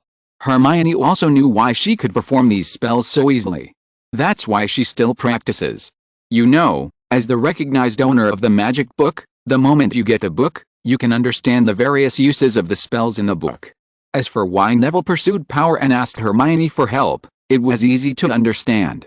Neville, who was already a good student, noticed the extraordinary performance of Hermione using the magic book in front of her professor. Professors at Hogwarts usually don't teach students knowledge that they consider to be supermodel. This is not because they are greedy, but because they believe that the safety of children's lives is very important. The knowledge of supermodels often also means risks. Generally speaking, it is only after 7 school years that children's values are stable and they become adults that this issue can be brought up. And it was actually Ryan's fault that Hermione agreed to Neville's request. Guilt. Hermione's guilt for thinking Neville's behavior was wrong and making random accusations. It was the guilt of being a muggle, facing the son of a hero who saved Britain. With Hermione's personality, she would naturally be soft-hearted. Okay, I can promise you. What do you want to learn? Ryan said after thinking about it. After all, Neville and he have the same ancestor.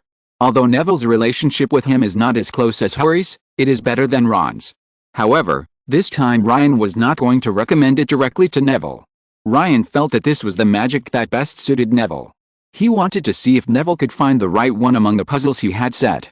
So Ryan waved his hand, and the magic book in Hermione's hand opened and floated in the air. Chapter 415, Powers Voldemort Does Not Understand. It is now the middle of winter at Hogwarts, with catkins flying everywhere. The originally blue sky is now dotted with sparkling white dots, living up to its original tranquility. Neville felt the same way at this moment. In front of him, cards containing different powers were surrounding him. They are sharp, sacred, agile, or as steady as the earth. He held it flat on his palm, and whispered to it, "Point me." The magic wand spun and stood up again, following the rotation of a metal card. And Neville's free left hand reached out for the card. Sword. Neville read doubtfully. Sonorous, indigo-colored metallic sword. He discovered that the sword was inexplicably light. With a dim light refracted from the snowflakes in the sky, he could see unknown words on the sword that looked very smooth and like clouds. It seems you chose the sword card. I didn't expect you could use the direction spell like this. Ryan's eyes flashed with interest. Direction spell. Place the wand on your palm and recite this spell. The wand will rotate and point to due north. Its spell is also very simple, and most wizards who can use it usually use it as a compass. And now, Neville actually used it to find the spell that suits him best. Sword card, or lightsaber spell. In fact, at the beginning, it was just a low-end version of the shadowless sword for Ryan, a spell specially invented to change the appearance of his Star Wars lightsaber. It is not like the shadowless divine sharp sword that releases an invisible sword with venom that prevents wounds from healing. Instead, he used the magic wand as the hilt and forged the magic power into a lightsaber. But for Ryan, whose life level and magic skills have reached level 6, Demigod Wizard, the spells he invented before were no longer so simple. The lightsaber spell now is more like a conceptual sword. It can cut whatever the caster wants to cut. In other words, you can use it to stab an enemy's heart while only penetrating their clothes. In Ryan's hands, he could even cut off some invisible curses. I just tried it, then why can't it identify the direction of my heart? After many attempts, I found the candy wrapper I lost. Neville's eyes were downcast, as if he was thinking of something that made him depressed. Only Ryan knew why. Neville's mother may be crazy, but she still recognizes her child. Every time she saw him, he would give her what he thought was the best thing, the leftover candy wrapper of blowing treasure bubble gum. What about this sword? Breath, don't you notice it's getting smaller? This is not a physical object, and it has no effect on the magic book. It is the result of my knowledge forged with your magic. Wait until it disappears, then you can have a good sleep. Ryan acknowledged, and the magic book that had just been floating in the air returned to Hermione's hand. Take a nap. Neville saw the remaining hilt of the sword in his hand. Seeing Neville standing there in a daze, he left him there. Ryan walked towards Hogwarts Castle with Hermione and Luna. Maybe it was because Ryan and the others were stopped by Neville for a while, and it was already lunchtime, which resulted in the road back to the castle being very deserted. They seemed to be walking in a lonely castle. He was just thinking about his mother. An ethereal and melancholy female voice suddenly sounded in the quiet corridor. It's Luna. How do you know? Hermione popped her head out from Ryan's left side. I just know. I'm very familiar with that expression. Luna frowned slightly. Just as Hermione was about to say something else, she was stopped by Ryan's look. Ryan, is Neville's choice just now really suitable for him? And a sword appeared. Transfiguration is also possible. It consumes less magic power and is more convenient. As the owner of the magic book, Hermione asked curiously, me mention that Neville is actually the chosen child in the prophecy. Each chosen child, born under certain conditions and at a certain time, possesses powers that Voldemort does not understand. Harry Potter's is the magic of love. Mine is the magic that can conceal oneself and isolate oneself from the world. What's Neville's? What he has is an energy of escapism and rejection of magic.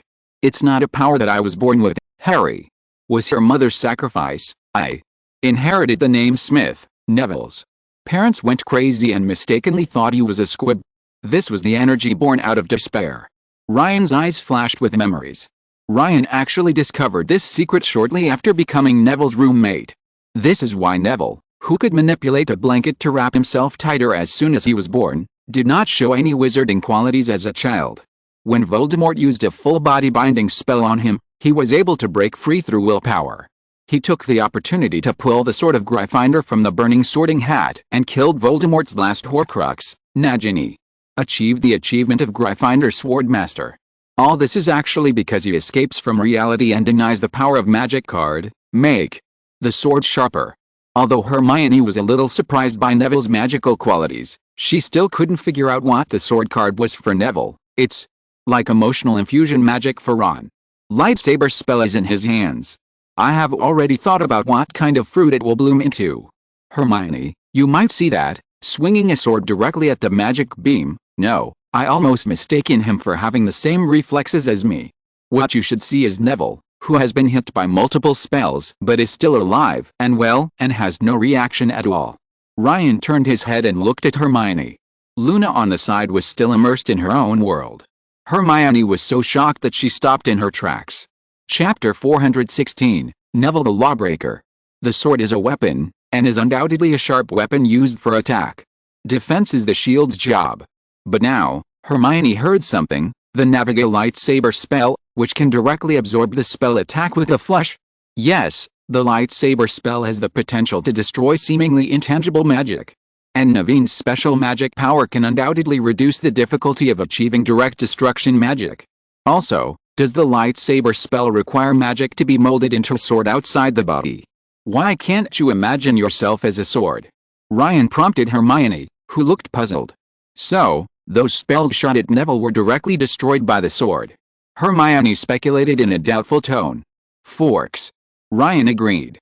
While being immune to most magic, Neville can also use his hands as swords to take the lives of his enemies. This spell combined with Neville's unique magic power will make Neville like the XX sword body in fantasy novels, capable of both attack and defense. Is actually almost close to Ryan's body transformation skill, but Neville's does not actually improve any of his physical attributes. The high magic resistance displayed was only because the spell that touched the body was destroyed. To use the terms from Western fantasy novels, it means changing one's job to become a lawbreaker. But he will have to use up his own magic power to destroy magic, Hermione guessed. Of course, if he is hit by too many spells at once, his magic power will not be enough to serve as the source of power for the sword's destructive magic, and his special ability to use the lightsaber spell to destruct magic will also be ineffective. For a wizard whose magic power is equivalent to our physical strength, he might even faint due to exhaustion. This magic is also a double-edged sword for him. Ryan agreed again. He can choose which spells can take effect on his body. Plus, Neville isn't stupid enough to resist. For him, this doesn't have the disadvantages you mentioned. Hermione brought herself into Neville's shoes. It's just like what you said, just like the lightsaber spell can choose what you want to cut. He can choose which spells not to resist. But Neville obviously doesn't have that kind of brain. This requires him to memorize most of the conventional magic and to distinguish between magic beams, revealing enemy spells, and hand gestures. Hermione, well, this is all based on my guess about Neville. It will take him several more years to achieve what I said. Ryan shook his head. Neville's magic is actually very special. It is magic that targets magic. This should be the magic power that was born out of despair when he was a child, watching his parents being tortured by magic and being powerless to do anything. Although Neville can demonstrate his power in advance by condensing magic into a sword. But on the other hand, this energy-targeting magic is actually a stumbling block to the further improvement of his magic and this lightsaber spell. By the time Neville really reached the level Ryan expected, Voldemort and his Death Eaters would have been finished long ago. In fact, if Neville really wants to improve his combat effectiveness, it would be better for him to receive training from witch hunters in the Middle Ages. See magic as evil and exercise the body. A Neville like this could probably kill Bella, her husband, brother-in-law and Crouch Jr. before Voldemort was defeated. However, it is really interesting when combined with the prophecy different development directions. For Harry, who has the power of love, the best direction is undoubtedly a white wizard, relying on white magic to defeat Voldemort. For Neville, who has the power to reject magic, the best direction is undoubtedly a melee wizard, transforming the body, not afraid of spells, and directly chopping off Voldemort's head with a sword. Ryan, who had not traveled through time, possessed secret magical powers and was undoubtedly an assassin long distance and killed him. This means that Voldemort must be perfect in close combat, magic, and long-range combat in order to become the one who survives the prophecy. However, who can blame this prophecy for being a curse against Voldemort? Killing Peveril, who was recognized by the god of death, and Voldemort, who had the same identity, committed the crime that blood relatives should not kill each other. Therefore, it is understandable that he was targeted since he was cursed by the god of death, the only truly living being in this world who is at the god level. On the other side, Lavender and Parvati, who had arrived on the 8th floor of Hogwarts, were also looking for the way to the divination classroom. The North Tower should be this way. The staff room on the 1st floor. Lavender complained as she walked. They came to an unfamiliar platform. There was nothing there except a large painting hanging on the stone wall, which showed a grassland. Professor Trelawney is different. She has been staying in the divination classroom. She lives in there too, a small room above a staircase in the divination classroom. Didn't you notice? Auditorium. Parvati said as she walked forward. At this moment, a portrait of a group of women wearing crinoline skirts caught Parvati's attention. Here it is, said Parvati, pointing to a narrow spiral staircase. We still have to go up. How about we go back? I think I might be suffering from the side effects of inhaling too much smoke bottles. Lavender, sweating profusely, backed off. However, at Parvati's insistence, they climbed up. Hey! Lavender gasped, you've come to the wrong place. Lavender glared at her sister who was fanatical about prophecies. At this moment they were standing on a platform without any doors around them. Just when Parvati was about to doubt her memory, a silver ladder was placed in front of their feet. They looked up and saw that the ladder led to a circular trapdoor in the ceiling. There was a bronze plaque on the door, Sybil Trelawney, tutor of divination, here. Here we are, Professor. Trelawney must know we're coming. Parvati jumped up excitedly. Chapter 417, Detective Lavender is on the move. Sometimes, the layout of a room can often reveal a person's character. At this moment, Lavender felt that Trelawney was a very strange person. What appeared before them at this moment was the strangest classroom they had ever seen. In fact, it doesn't look like a classroom at all, but more like a cross between a loft and an old-fashioned tea house cushions. Everything was lit by a dull scarlet light, the curtains were drawn, and the many lamps had crimson shades. The room was sullenly warm, the fireplace full and a large copper kettle burning on it, so that the flames gave off a dull, cloying aroma. Around the circular walls were shelves filled with dusty feather ornaments, candle stubs, worn playing cards, countless silver crystal balls, and a vast array of tea services. Is she upstairs? Lavender, who knew in advance that there was a room above the divination classroom, looked up at the ceiling. Suddenly a voice came from the shadows, a soft and vague voice. Welcome, the voice said. It is good to see you finally in the physical world. Big glowing insect. Lavender took a few steps back in fear. Sit, my child, sit, continued the great glowing insect. Lavender rubbed her eyes and realized it was a person's shadows into the light of the fire, allowing Lavender to see her clearly. She is very thin. Her large glasses magnified her eyes several times, and she was wearing a glittering shawl that looked like a thin, transparent gauze. There were countless necklaces and beads hanging around her slender neck, and bracelets and rings on her arms and hands. She spoke with a narrowing of her eyes, as if she had known they were coming here. Lavender didn't think Professor Trelawney was as strong as she seemed. Perhaps it was because she had just been frightened that she had observed Professor Trelawney carefully. She noticed that there was a cup of tea on the table to her right that looked like it had just been brewed. The dents in the bulging cushions of the armchair also indicated that someone had just sat there and had just gotten up. Parvati looked very pleased. She looked at Professor Trelawney with fear and trepidation, and obediently climbed clumsily into the armchair as instructed, sinking into the bulging cushions. Welcome, said Professor Trelawney, and she tossed Lavender into an armchair beside the table where Parvati sat. Before Lavender could come to her senses, she found that Professor Trelawney's right hand had quietly picked up the cup of hot tea and returned to the place where she usually took classes, a winged armchair in front of the fireplace. I'm Professor Trelawney, you may not have seen me before. I find that being in the hustle and bustle of school life too often has made my third eye blurry. Faced with such unusual words from Professor Trelawney, Parvati was so excited that she was about to cry. However, Lavender noticed that Professor Trelawney deliberately prolonged her tone when speaking, as if to give her time to observe them. And, cleverly, they were in the armchairs and couldn't see the upper half of Professor Trelawney's face. This was a brilliant mess. Detective Lavender is on the move. She clenched her fists, but still intended to be bewitched. This is not difficult, just learn from Parvati. Apparently, her expression fooled Professor Trelawney. Professor Trelawney cleared her throat just in time, rearranged her shawl delicately, and continued, "You are really confused." "No." Parvati clapped in cooperation. Parvati was completely convinced by Professor Trelawney's performance and the surrounding decorations full of the style of her hometown, India. "You, girl," Trelawney said suddenly to Lavender, raising an eyebrow at Lavender's calm demeanor. "That comes confusion from you." "I think so." Lavender responded and shuddered deliberately. Parvati was so excited that she almost jumped up.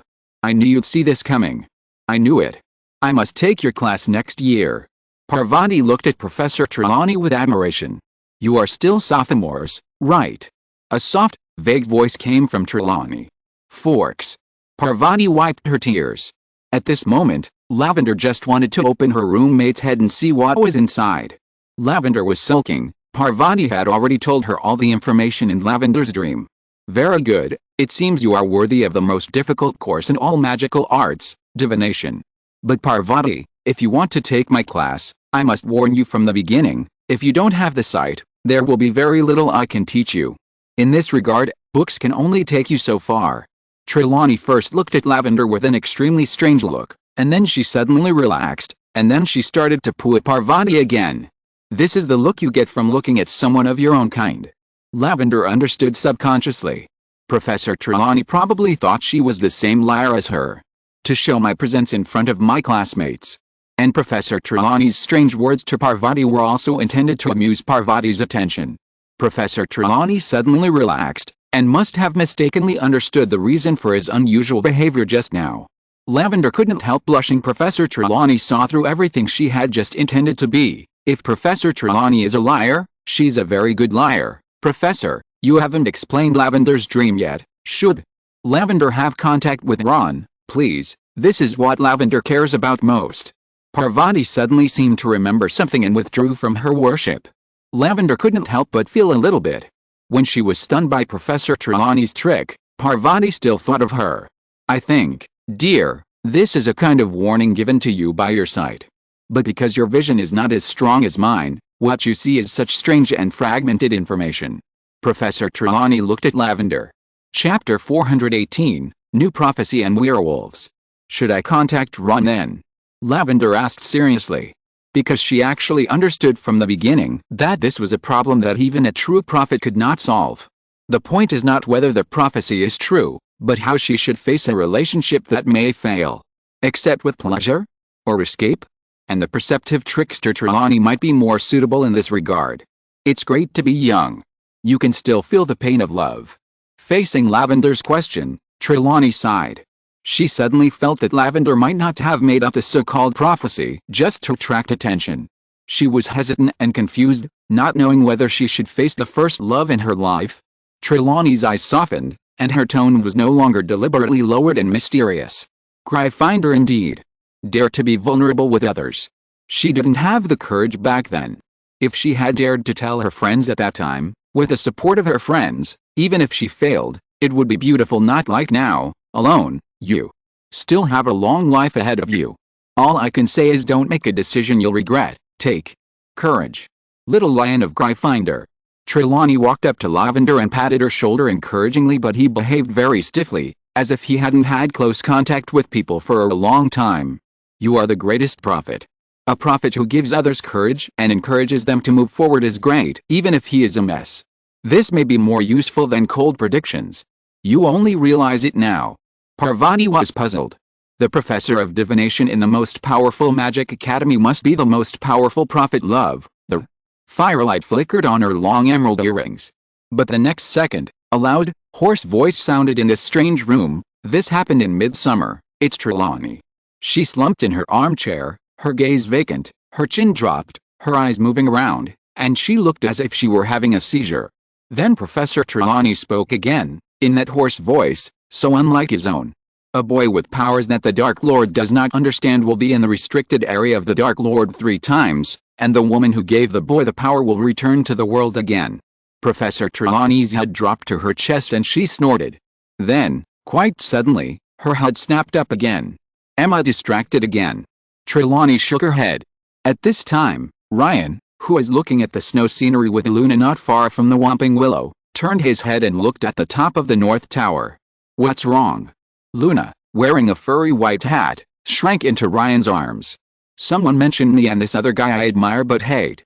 Ryan rested his chin on Luna's head. Oh, Ryan, please continue to tell us the history of the Whomping Willow. Luna didn't ask any more questions. If it were Hermione, she would probably get to the bottom of the matter by now. Ryan inexplicably thought of Hermione, who was hiding in the room of requirement and trying to find Ryan's magic book. Speaking of the Whomping Willow, there is one person who cannot be separated from us, our assistant professor of defense against the dark arts, Remus Lupin. Ryan's eyes were shining with memories. Him? He is a guy who is harassed and favored by others. Luna said in words that only people close to her could understand. That is, Lupin is a gloomy, troubled guy. Do you know why? He's a werewolf. Because of his identity as a werewolf, Hogwarts planted the Whomping Willow here the year he entered school. This will keep the surrounding students away from here, and Lupin can go to the Shrieking Shack alone through the secret passage under the Whomping Willow during the full moon. Ryan whispered. Then he must be in pain. Luna said the werewolf is a magical creature that is not welcome. They are highly welcome, contagious, and the bite wounds will continue to bleed if not treated specially. A muggle or wizard who is bitten by a werewolf during a full moon can be transformed into a werewolf by applying a mixture of silver powder and distilled water to the wound and letting it heal.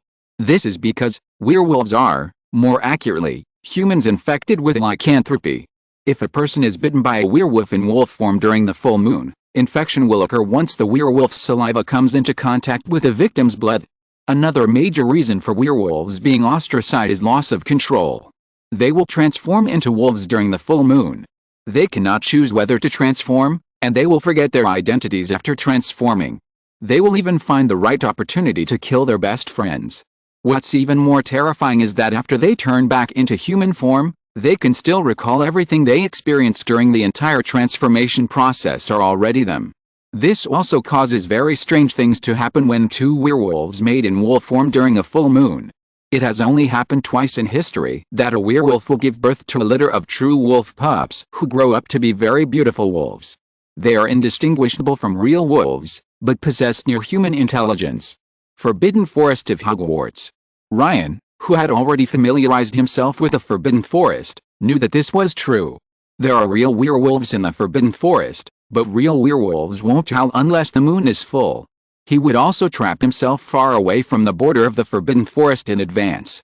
They were not the source of the rumors that there were wolves in the Forbidden Forest werewolves in the school. Because she was not familiar with Lupin, but she also knew the danger of werewolves. But the first thing she thought of was that Lupin was in pain. To be honest, this made Ryan a little jealous. What's wrong? Luna turned her head. I'm going to do something good, and maybe your dad will become famous again. Ryan snorted. Huh? Luna's face was full of question marks.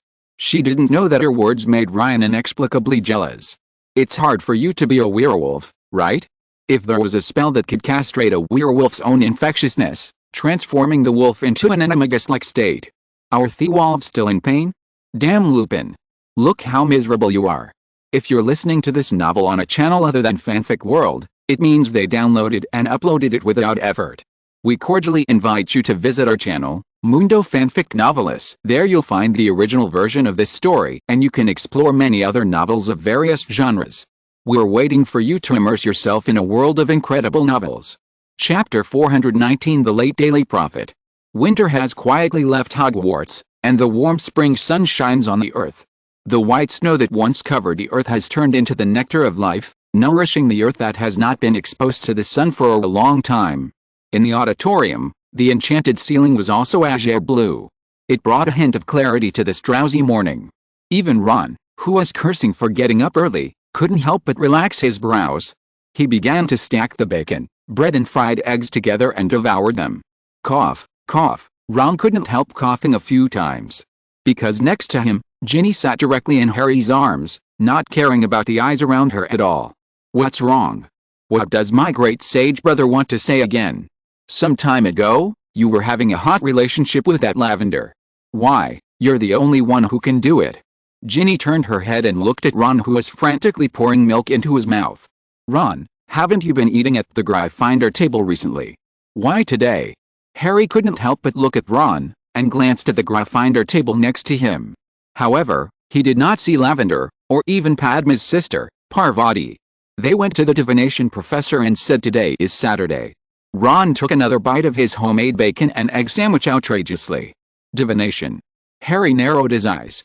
He once learned from Ryan that the professor of divination was the guy who made the prophecy of the savior. Is it accurate? I mean, what do Lavender and the others usually ask? Ginny's eyes seemed to light up. I don't know. I don't know either. I dare say it was Parvati who led her astray. We just established a relationship, and what's the result? Today is Saturday. The weather is so nice again. I'm ready to take her to Hagrid to see Hephaestus. Ron said as he smeared a thick layer of ketchup on his handmade sandwich. He seemed unsatisfied and took another sausage. Okay, but why hasn't the Daily Prophet arrived yet? Normally, it should have been here by this time. Harry looked at the enchanted ceiling, trying to find any trace.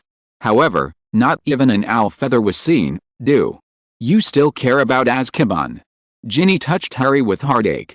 She noticed that Harry had been getting up very early recently. She touched it several more times. Huh? Why is my skin so much smoother? Furthermore, she felt that Harry's thin abdomen under his robe began to bulge with some solid muscles.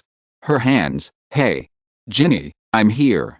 Ron couldn't help but cut away Ginny's hand that was reaching out to Harry. Ginny grimaced. Yet, it's been almost a month. It's already February. As a result, until now, the Daily Prophet has not mentioned anything about Azkaban. Hagrid said it was a good thing. Sirius also said that this is not something we should know. You know, we're not kids anymore. Harry didn't care about being touched by Ginny, he was used to it. His attention was focused on the feeling of being deceived. You know, every time Voldemort made a move, he was the first to know. As a result, he was a step late and was kept in the dark. Why? Don't we ask Lupin? He seems to know something. I saw Lupin at Hagrid's yesterday. He was very happy, the happiest he's ever been. More than the smile you gave when you saw Sirius. Draco. His father is also on Dumbledore's side. His father loves him very much. He might know something. By the way, where's he today? Ginny looked towards the Slytherin table. Maybe it was because it was too early and it was Saturday, most people were still asleep, resulting in only a few people at that table. It was easy to tell that Draco was not there. Draco and Pansy have both asked to leave from school today. Harry's excitement suddenly calmed down and he twisted his hips nervously. However, he forgot one thing. Ginny was sitting on him. What happened to them? You are something hiding from me. Ginny rolled her eyes. Harry froze, and Ron suddenly began to gorge himself on the pickled herrings that he normally wouldn't touch. Why Draco didn't invite them? Some of Pansy's relatives don't like the presence of Weasley and Potter. Plus, their child died not long ago, and the Parkinson family feels that their opinion should be respected. Harry said slowly while secretly observing Ginny's expression. I really don't understand why Voldemort is so worth following. In your opinion, Professor Riddle could be considered Voldemort himself, right? Isn't he younger and wiser? He has Dumbledore behind him. Ginny shook her head in confusion. She immediately understood that those relatives of the Parkinson family, whose children had just died, were probably supporters of Voldemort. Although they are not Death Eaters, they are more loyal than the Malfoys. Professor Riddle's tendency is too obvious. Didn't you notice what he wrote in his book? I even suspect that those so-called young people who just died must have been killed by Professor Riddle. I have inquired about it. Those guys who died held all important positions in the Ministry of Magic. Miss, it is said that there was an Auror trainee named Finny Dax who broke up with his Muggle-born girlfriend because of his boss's inclinations. It was quite a big deal back then. There was even a report in the Daily Prophet. Ron looked around and said in a low voice. There was something he didn't say. In fact, he still suspected that his father and Dumbledore might have been behind this. Although Ron thought they were not the ones here. But for the blue and pure world and a better tomorrow, it is all worth it. The Daily Prophet has arrived. Ginny pointed to the sky where a gray owl was circling and then swooped down to fly towards Harry. She felt that Ron's topic was a little dangerous. Chapter 420, Fenrir Incarnation. What is this? This was the first thing Harry thought of when he opened the newspaper. At this moment, the headline of the newspaper in front of him clearly read, singing a different tune.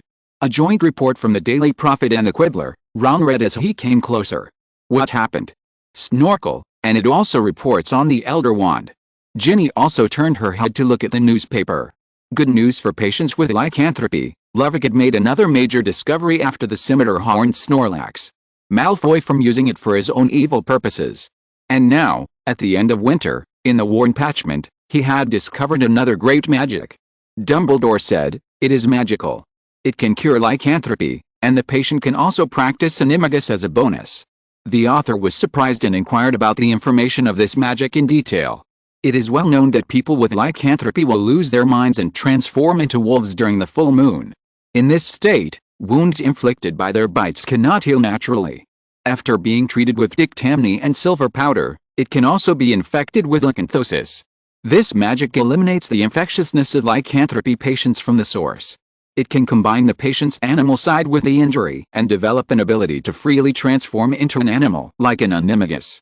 Dunn, the head of the Lycanthropy Support Service Department, that after being bitten by a lycanthropy patient who has mastered this magic and is in wolf form, there are no symptoms of lycanthropy and automatically turn into a wolf. So the question is this magic difficult to learn?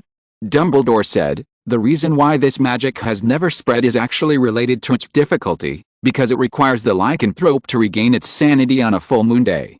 The other parts are not very difficult, except for the difficulty of the shield charm. This is undoubtedly a rebuttal. A lycanthropist with a strong willpower that can maintain his humanity on a full moon day does not actually need to practice this magic. The vast majority of lycanthropes who are unable to maintain their humanity on a full moon day need to master this magic. But fortunately, we are different from the ancients. The wolfsbane potion invented by Damocles Belby, the recipient of the first-class Order of Merlin, is undoubtedly a shortcut to becoming the incarnation of Fenrir. If taken a week before the full moon, the lycanthropist will retain his sanity even when he transforms into a wolf. It is reported that the lycanthropes recruited by the Lycanthropes Support Service Department also learned this magic through wolfsbane potion. According to the latest decree of the Ministry of Magic, patients with lycanthropy can take wolfsbane potion in advance. So that's why Lupin is so happy. I thought he was conquered by Tonks. Harry couldn't help but smile at the good news. Who is Tonks? Ginny frowned. For the first time, she felt that Harry was hiding so many secrets from her. Sirius is her cousin. She's an Auror at the Ministry of Magic. It is said that she has been pursuing Lupin recently. However, Lupin has always refused because of his identity as a werewolf. But now, Ron held up the newspaper and pointed to the photo. In the photo, a man with long silver hair was taking a photo with Rita Skeeter with a smile on his face. He was holding a sign that read, "Good news for lycanthropes. He should be Luna's father." How come I don't know? Ginny stared at her brother. We found out by accident. Lupin wouldn't want us to spread the word. That would affect Tonks' reputation. Harry spoke up after Ron's constant eye contact. Then Lupin likes Tonks. Ginny snorted and ignored Ron. Know each other, and fell in love, but Ginny's mind was already filled with a sweet love story of tens of thousands of words. In the story, Lupin was slandered and rejected by Tonks' parents because of his werewolf identity, and even his good friend Sirius was the same. When Lupin and Tonks were desperate, a great discovery saved them. Hey, Ginny. I'm fine.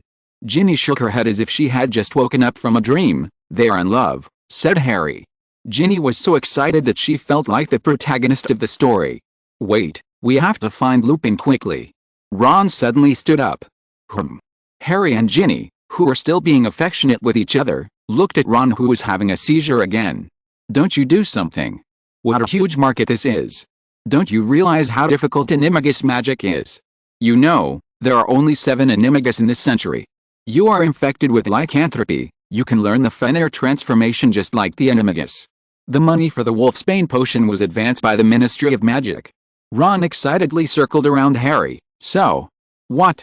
Could it be that Harry thought of something as expected of my good brother? Is this it? Fenrir's incarnation will cause lycanthropes to lose their ability to infect others. This means that there will be fewer and fewer werewolves. In the end, perhaps werewolves, that is, lycanthropes who have not practiced Fenrir's transformation, will become the hope for those wizards who want to learn Animagus. They are a gold mine. Maybe, no, there will definitely be other people who will notice this business opportunity. But we are different from those people. We have Lupin. He's a werewolf too. Ron's eyes turned into $. You are crazy. Haven't you already made a lot of gold galleons from the smoke bottles? Ginny said with disgust. You can never have too many galleons.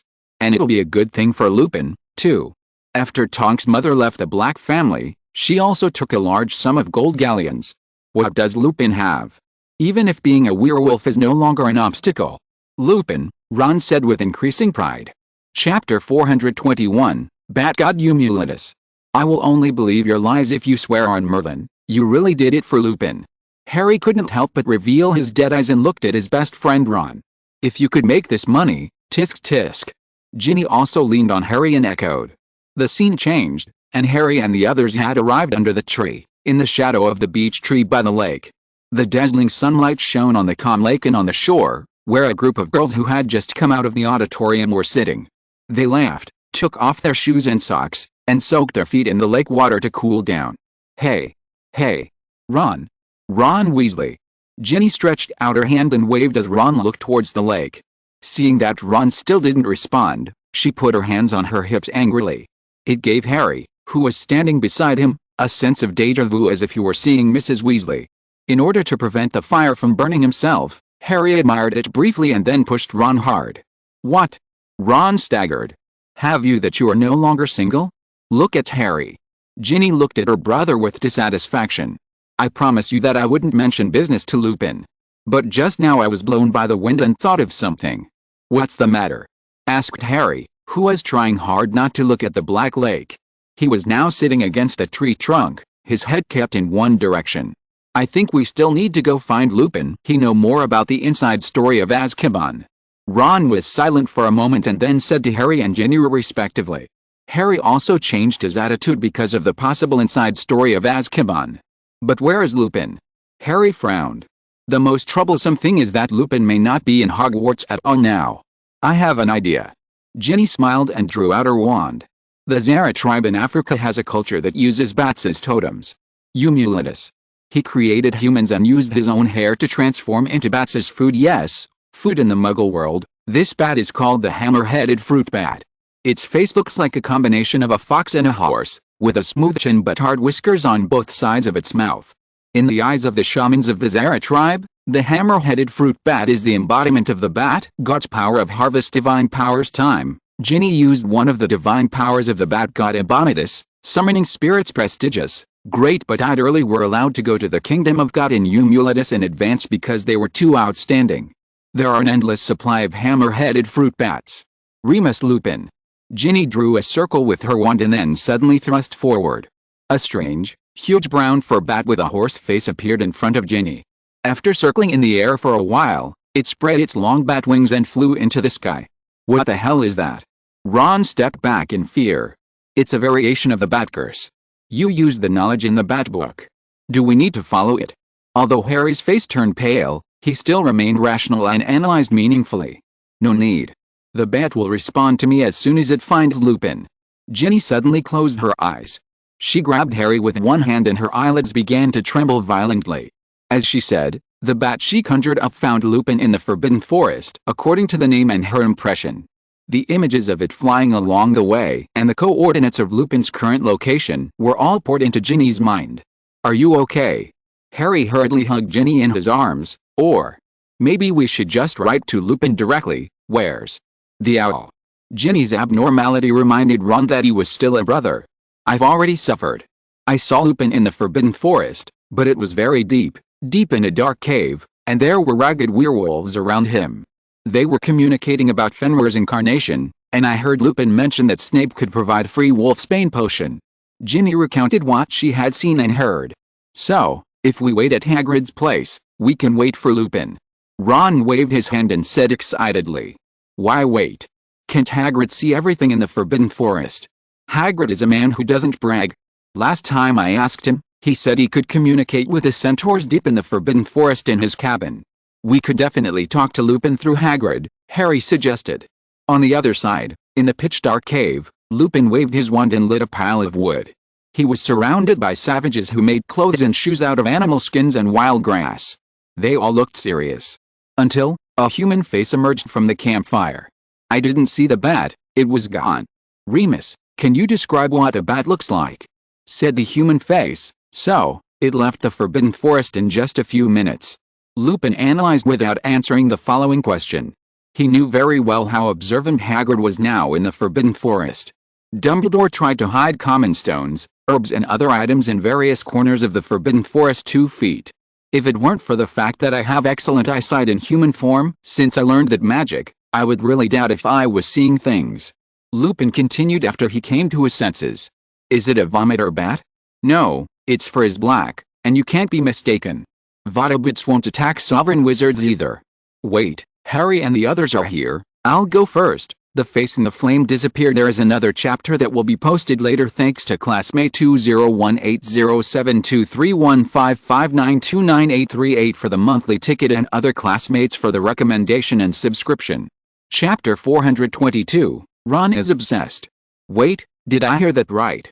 Was the bat just now your magic? Is this the bat curse? After being informed by Hagrid, Lupin ran to the cabin in one breath, still calm and composed, and looked at Ginny in surprise. You know, the bat just now scared him. Just imagine, deep in the dark forest, you hold your wand tightly, ready to attack or defend at any time. But then, a bat the size of a house cat and looking very evil flies towards you. However, this bat was unexpectedly accepted by a group of werewolves deep in the Forbidden Forest. They mistakenly thought he was in danger and took him into the cave where they usually lived. I just want to know where you are. Ginny stuck out her tongue and hid behind Harry's back. It seems that the Ravenclaw item is indeed amazing. Lupin exclaimed. In his opinion, Ron's recent invention of the mist bottle and the bat curse variant cast by Ginny today were all thanks to the Ravenclaw item in Harry's hand. Huh? Ron looked confused. But he was immediately nudged by Harry, who understood what he was doing. Yes, but that crown is not useful for everyone. Like our dormitory, and even the Ravenclaws in our year have borrowed it. But it only seems to have some effect on Ron and Ginny. Harry continued to patch it. From Harry's perspective, this was a great excuse to freely display what he had learned in Moon City. Ron, who had come to his senses, also agreed. Ginny behind Harry also half showed her head and nodded to indicate that this was the fact. I heard from Hagrid that you have something to talk to me about. After a brief surprise, Lupin began to think about the business. How are you and Tonks? It was Ginny, no doubt about it. Is that Fenrir incarnation difficult? Compared to the Animagus? Ron and Ginny asked at the same time. On in Azkaban now? Harry asked, following Ron and Ginny. Can you all come one by one? Lupin didn't expect that they would come to him just for this. The most outrageous thing was how Ginny also knew about what happened between him and Tonks. Kids, first of all, what happens between Tonks and has nothing to do with you. Well, let me tell you, things are going in a good direction between us. Lupin said helplessly as Ginny stared at him with a pitiful expression. Whoopee. Ginny jumped up. Secondly, regarding the matter of Azkaban, let me be frank. Dumbledore and even the Ministry of Magic have been keeping an eye on the entire North Sea. You have to know that Dumbledore is as great an alchemist as Nick Flamel. Dumbledore has made a large number of alchemical tools, which are spread across various locations in the North Sea. Lupin wanted to continue, but was suddenly interrupted by Harry. Wait, you've said too much now. I've always been worried that Voldemort would peek into my brain. Dumbledore should know this as well. I thought you knew it too and wouldn't say so much. Harry wanted to continue, but Lupin held his shoulders. After being briefly surprised that Harry, unlike James, had so many muscles, he said, Dumbledore mentioned it, but Voldemort actually knows better than me. Don't look at me, Ron, they are true. But there's no need to hide this. And you don't have to worry about Voldemort snooping into your brain. Dumbledore once mentioned that in your current state, Voldemort entering your brain would be like a person rushing directly into a furnace without any preparation. Lupin patted Harry's shoulder. That's great. Ginny, who was about to cry because of Lupin's words, hugged Harry. Lupin smiled awkwardly and stepped back. Maybe. It's an idea, Ron, I told Lupin everything Harry just told me. Hagrid winked at Ron. Hephaestus behind him also waved at Ron. How can it be? You clearly whispered. Ron was confused for a moment and then understood something. On the way to the moon, Ryan cast a spell on him and he was able to speak with his mind without opening his mouth. Apparently, Hagrid had developed this ability as well. Harry knew this, too. You never told me that. Ron looked at Harry who was whistling beside. I just realized it. I wanted to talk to Harry alone, but the next second my words were ringing in Harry's mind, Hagrid explained. He was actually quite surprised too. Ever since the last time he had merged with the magic of the Dragon Lord, as Harry had mentioned, Mother also became stronger. He now even had a feeling that even if there was a giant dragon in front of him, he could subdue it with melee combat alone. Then, why be alone? Ron muttered, you might say something offensive. Hagrid shrugged in his eyes. Ron was not a bad person, but Ron's thinking is obviously different from that of ordinary people. Especially recently, after he became rich by inventing the smoke bottle, Ron has been thinking about various money-making businesses. He had recently been approached by Ron for this very reason, to hype up his ability to turn objects into living creatures, and then sell it as a service to wealthy wizards. According to Ron, 11 wizards become rich and powerful. The only thing they worry about is the issue of inheritance, and Hagrid can activate a powerful alchemical item as a guarantee for the continuation of the wizarding bloodline. This is more useful than both gold galleons and house elves. Because gold galleons might be stolen and house elves might die of old age. Lupin, my plan kills 3 birds with 1 stone. Lupin, and his werewolf friend can all get money and fame. Ron scratched the back of his head in confusion. Chapter 423 Argus Felcrel. Lupin knew very early about that something was wrong with Ron. However, he didn't expect Ron to be so abnormal. Ron's words are like saying to black people in the United States, hey, brother, your ancestors were good at growing watermelons. You should grow watermelons like your ancestors, and I will help you sell them. Land? If black people grow watermelons, the US government will waive the handling fee and provide the land first. Labor? You are black, you can do it. I will be responsible for the sales. This is actually equivalent to the blacks being wolves, the Ministry of Magic being the US government, and the policy of free handling fees for blacks' land being the prepayment of Wolfsbane potion decree. Isn't this equivalent to getting something for nothing? Ron will probably outsource the sales part to his brother. As the drafter, I will join this department as a prosecutor to prevent other capital from joining. The wandering werewolves have no choice but to join us. Because they have to sign up to practice Fenrir's transformation, and they can get money by joining us. Even if someone else wants to discredit our business, we can publish the true picture of our business through the Daily Prophet. In this way, with the help of my father and me, this industry can thrive in a healthy way without harming anyone. Ron became more and more motivated as he spoke, and at the end he even clenched his fist and waved it. But in that case, the profits will have to be divided between me, you, Fred and George, my dad, and the Daily Prophet. Ron clicked his tongue regretfully. You really are Ron. Merlin's beard. It's called a monopoly. Could it be that you and Draco Malfoy were mixed up at birth? Ginny, Hagrid, Harry, and Lupin couldn't help but speak after a long silence. Why do you say that about me? Doesn't this prove that I am truly a Ravenclaw student? So smart. Ron clenched his left fist and taped his head gently with it. Kid, you still don't pay attention. That's who I am. Arthur and I are both members of the Order of the Phoenix, and Sirius is my good brother. I can do what you said myself. I don't think this can become an industrial chain. Because, among werewolves, in addition to werewolves transformed by wizards, there are also werewolves transformed by muggles. They are unable to learn the magic of Fenrir's incarnation. If this becomes an industrial chain, the fate of those muggle werewolves may not be much better than that of the dragons in the dragon farm.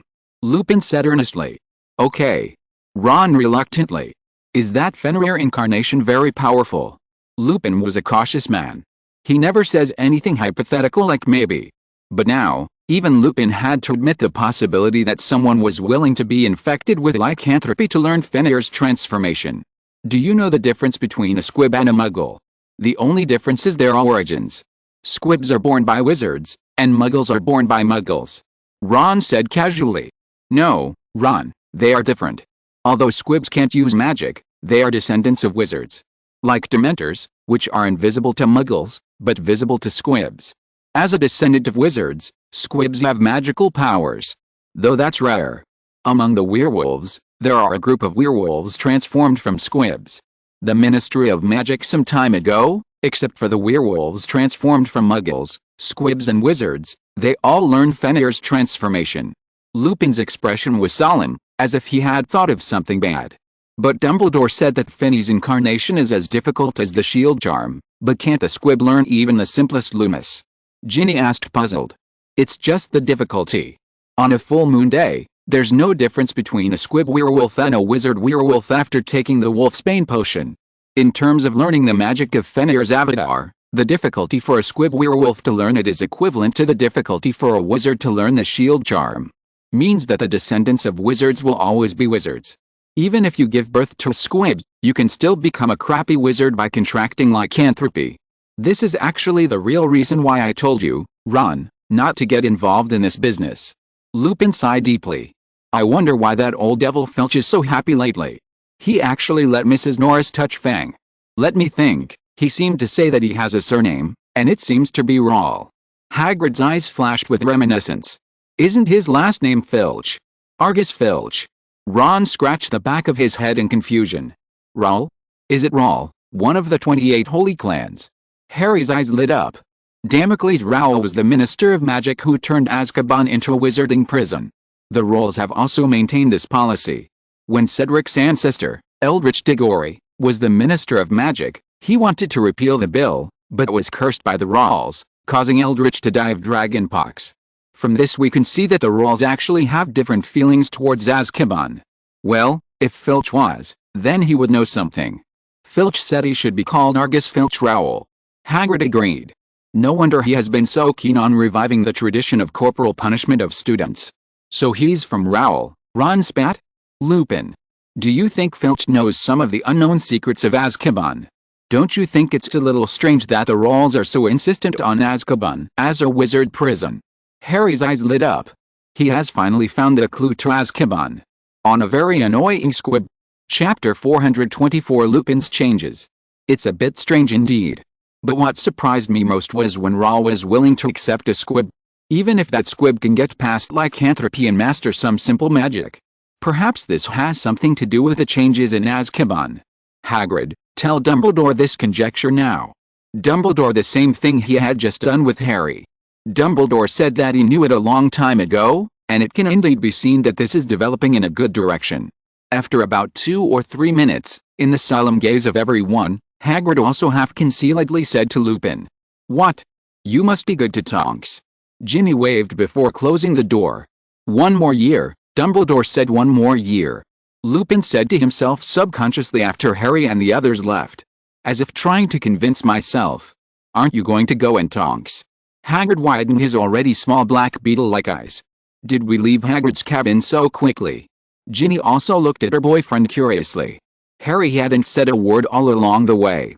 Just keep walking in the direction of Hogwarts Castle. We should be able to talk now. Just now I was worried that Hagrid might hear our conversation. In fact, we have just understood something from the conversation between Hagrid and Lupin. Rowell has always insisted on keeping Azkaban a secret prison, which must be related to the current changes in Azkaban. Besides, don't you find it strange? Mr. Weasley built a prison for minor criminals without any obstruction from the Rawles. Harry said confidently no about this. We are not Dumbledore. He is well informed and knows the secrets of the Rawles. And our only source of information about this secret is Filch. He's a squib. In a family like Rawles, what could a squib like him know? Ron shook his head. He is now depressed because his business idea was shot down. Since Dumbledore said that things are developing in a positive direction, there is no need to pursue it. They are just students, all they need to do is study hard at most, spend a little extra time on making money. No, Filch must know something, now. That Rawls' secret is no longer worth protecting. They even want Filch, a wizard who was transformed from a squib. This means that the disappearance of Azkaban must have had a great impact on them. It has declined to this point. I now have 2 plans. 1 is to find Stephen, the 4th-year Ravenclaw cat guy. He loves cats and knows many ways to please them. He also has great experience in raising cats. He is the only student who can talk to Filch. The second is through Draco. Purebloods like them are already related. Now let him go to the royal family to inquire about a piece of news that may not be very important. It may be much easier than we thought. Harry became more and more excited as he spoke, and he couldn't help waving his hands. When did you think of this? Ron looked at Harry hesitantly. At this moment, he felt that his understanding of his friend was so strange. Just now. I thought of this plan when Filch was mentioned. But, Ron, I now think that the plan you mentioned may actually be partially feasible. Have you noticed what Lupin looks like now? When we last saw him, he was still pale, thin, and had sunken cheeks. But what now? Harry looked at Ron and Ginny. Ron didn't answer. He was concentrating on thinking about how Lupin's current appearance could be related to his business. He came too fast. I thought of this as soon as you mentioned it. From my magical reconnaissance location, it's quite far from Hagrid's house, but it only took him 10 minutes. And I don't feel tired at all after rushing here. I thought he used some unpopular magic. Does involve some mud, but that was from him running madly, and the mud on the soles of his shoes was slightly dry due to the intense friction. It's not a windy day now. From this point of view, it can also be seen that he definitely did not turn into a wolf and rush here. When he held my shoulders, I could clearly see thicker chest hair than he had ever had before. His cheeks were no longer hollow, his face was full of color, and his figure was no longer thin. In the brief moment when he and I came into contact, I even noticed the slight bulge of his muscles. Incarnation of Fenrir is completed, the human form will also retain some of the strength and physique of the wolf form. Harry narrowed his eyes. Then in this way, wizards in the future will be divided into wizards who have mastered Fenrir's avatar and wizards who can't. Because I didn't practice it, I suffered a lot. Just think about it, a strong physique, the ability to transform into a wolf, plus the wizard's magic. No wonder the Department for the Regulation and Control of Magical Creatures of the Ministry of Magic is willing to advance the Wolfsbane potion. As far as I know, this department is the most cost-conscious in terms of spending. Many werewolves don't have much money. In this way, the Department for the Regulation and Control of Magical Creatures will have a group of powerful wizards who temporarily obey orders in order to pay off their debts and have trained themselves to become the incarnation of Fenrir. Ron couldn't but help say he finally understood something now why Harry said that his assumption was partially true. Because, behind this business there are not only a group of wizards who want their offspring to be wizards as well. Chapter 425 in the Administrator's Office. As the blue sky slowly fades into blue-purple, the wandering sun slowly turns into a sky full of stars. With a last ray of sunlight before the sun disappeared, a snow-white paper crane seemed to fly out from the enchanted ceiling, gracefully fluttering its paper wings, turning into a beautiful arc, and fell into the hands of Harry, who was looking expectant. What did Draco say? What did I find out? Ron, who had just been sitting opposite Harry, trotted around the end of the table and came to Harry's vacant right side. Draco said to wait. He will try to ask at the dinner tonight, while so many purebloods are gathered together. Harry hugged Ginny, looked at the patch that the snow-white paper cranes turned into, and rolled his eyes at Ron. Like this. What does Catman Stevens say? Ron asked immediately. He was not found. What about you? You didn't do anything except spend the afternoon with Lavender. Harry shook his head and looked at Ron again. Well, you know, Lavender and I were just together, so, you and Ginny should know about it. Ron said with an uncomfortably dry laugh. He always felt it was strange that he and Lavender had endless topics to talk about every day, but until now, he had only held Lavender's hand. Don't just kiss all day and talk to him like in your dreams. You also need to learn how to control the progress. In the early stages, it's best to just hold hands and not let him do whatever he wants. Boys of this age are devils in that aspect. Professor Trelawney, who wears glasses and has been single for a lifetime, said so. Really? Ginny curled her lips in disdain. She had noticed that Ron had tried to hug Lavender many times, but was avoided without leaving a trace. So, when did Draco said he would be back? Cool. Ron asked, and then he saw Harry, whose fingers shot out flames and burned the patch to ashes. It's nothing serious, Harry said casually. People all smelled like muggles. You can tell at a glance that he's lived in Muggle society, Harry recalled. Few people, Seems that Draco's engagement party has also become a gathering for these wizarding families to lead those squib families who have distanced themselves from wizarding society to reconnect with each other. No wonder it takes 2 days. Ron curled his lips in disdain. Also, because there are so many purebloods gathered here, Draco is confident that he can find out Ron's secret during this 2-day engagement party, if it is really not that important anymore. One thing, which was the engagement party for him and Ginny that was supposed to be held during the Christmas holidays. How'd wait at least a year getting environment solitary oil lamp hanging from the low ceiling. The air was filled with a faint smell of fried fish. There were wooden filing cabinets lining the walls. There were many labels on them, and Fred and George had proudly said that these cabinets contained detailed information on every student Filch had ever punished, and theirs took up an entire drawer. This was indeed true. There were only 2 names on the wooden filing cabinet that Filch could reach by just pulling it close to his desk handwriting. You can see the anger of the person who wrote this. Harry took a few steps back. He couldn't get any closer, so as to avoid attracting Filch's ridicule. Harry didn't know if he could suppress his anger if his father was mocked. Today, thanks to the relationship with Catman Stephen, I finally got a chance to be alone with Filch. Handcuffs, legs irons and the like. They were all in good repair, and it was obvious that their owner seemed to want to use them at any time. However, Dumbledore would obviously not agree. Just as Harry was laughing at the various scenes of Filch being rejected in his mind, the door opened with a creak, and then there was the sound of a heavy door closing. Harry Potter. You are so famous. Why are you looking for me through Stephen? It was Filch. His eyes were narrowed, and he was looking Harry up and down. Harry couldn't help but feel a little nervous. It was the first time he was alone with Filch, and for some reason, Mrs. Norris, who is always with Filch, did not appear here. He looked at Filch, his face still pale, fat and flabby. His belly was slightly protruding and his limbs were thin. It seemed that he had not yet been infected with a werewolf virus transformed and into a wizard through Fenrir.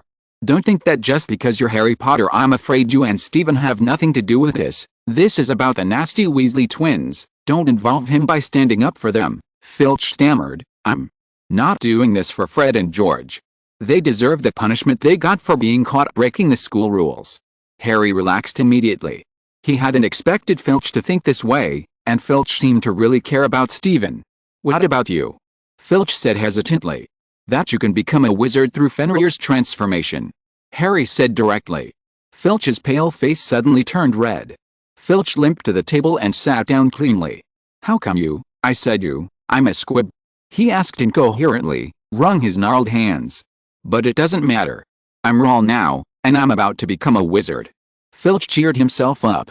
As the words went on, his body, which had just become hunched over by his words, straightened up again. You also want to learn Fenrir Avatar? Through my channels. Filch's eyes widened slightly.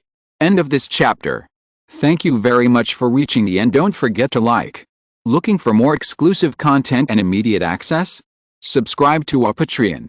Remember, every like, subscription, or donation encourages us to continue. Thanks to everyone. See you in the next video.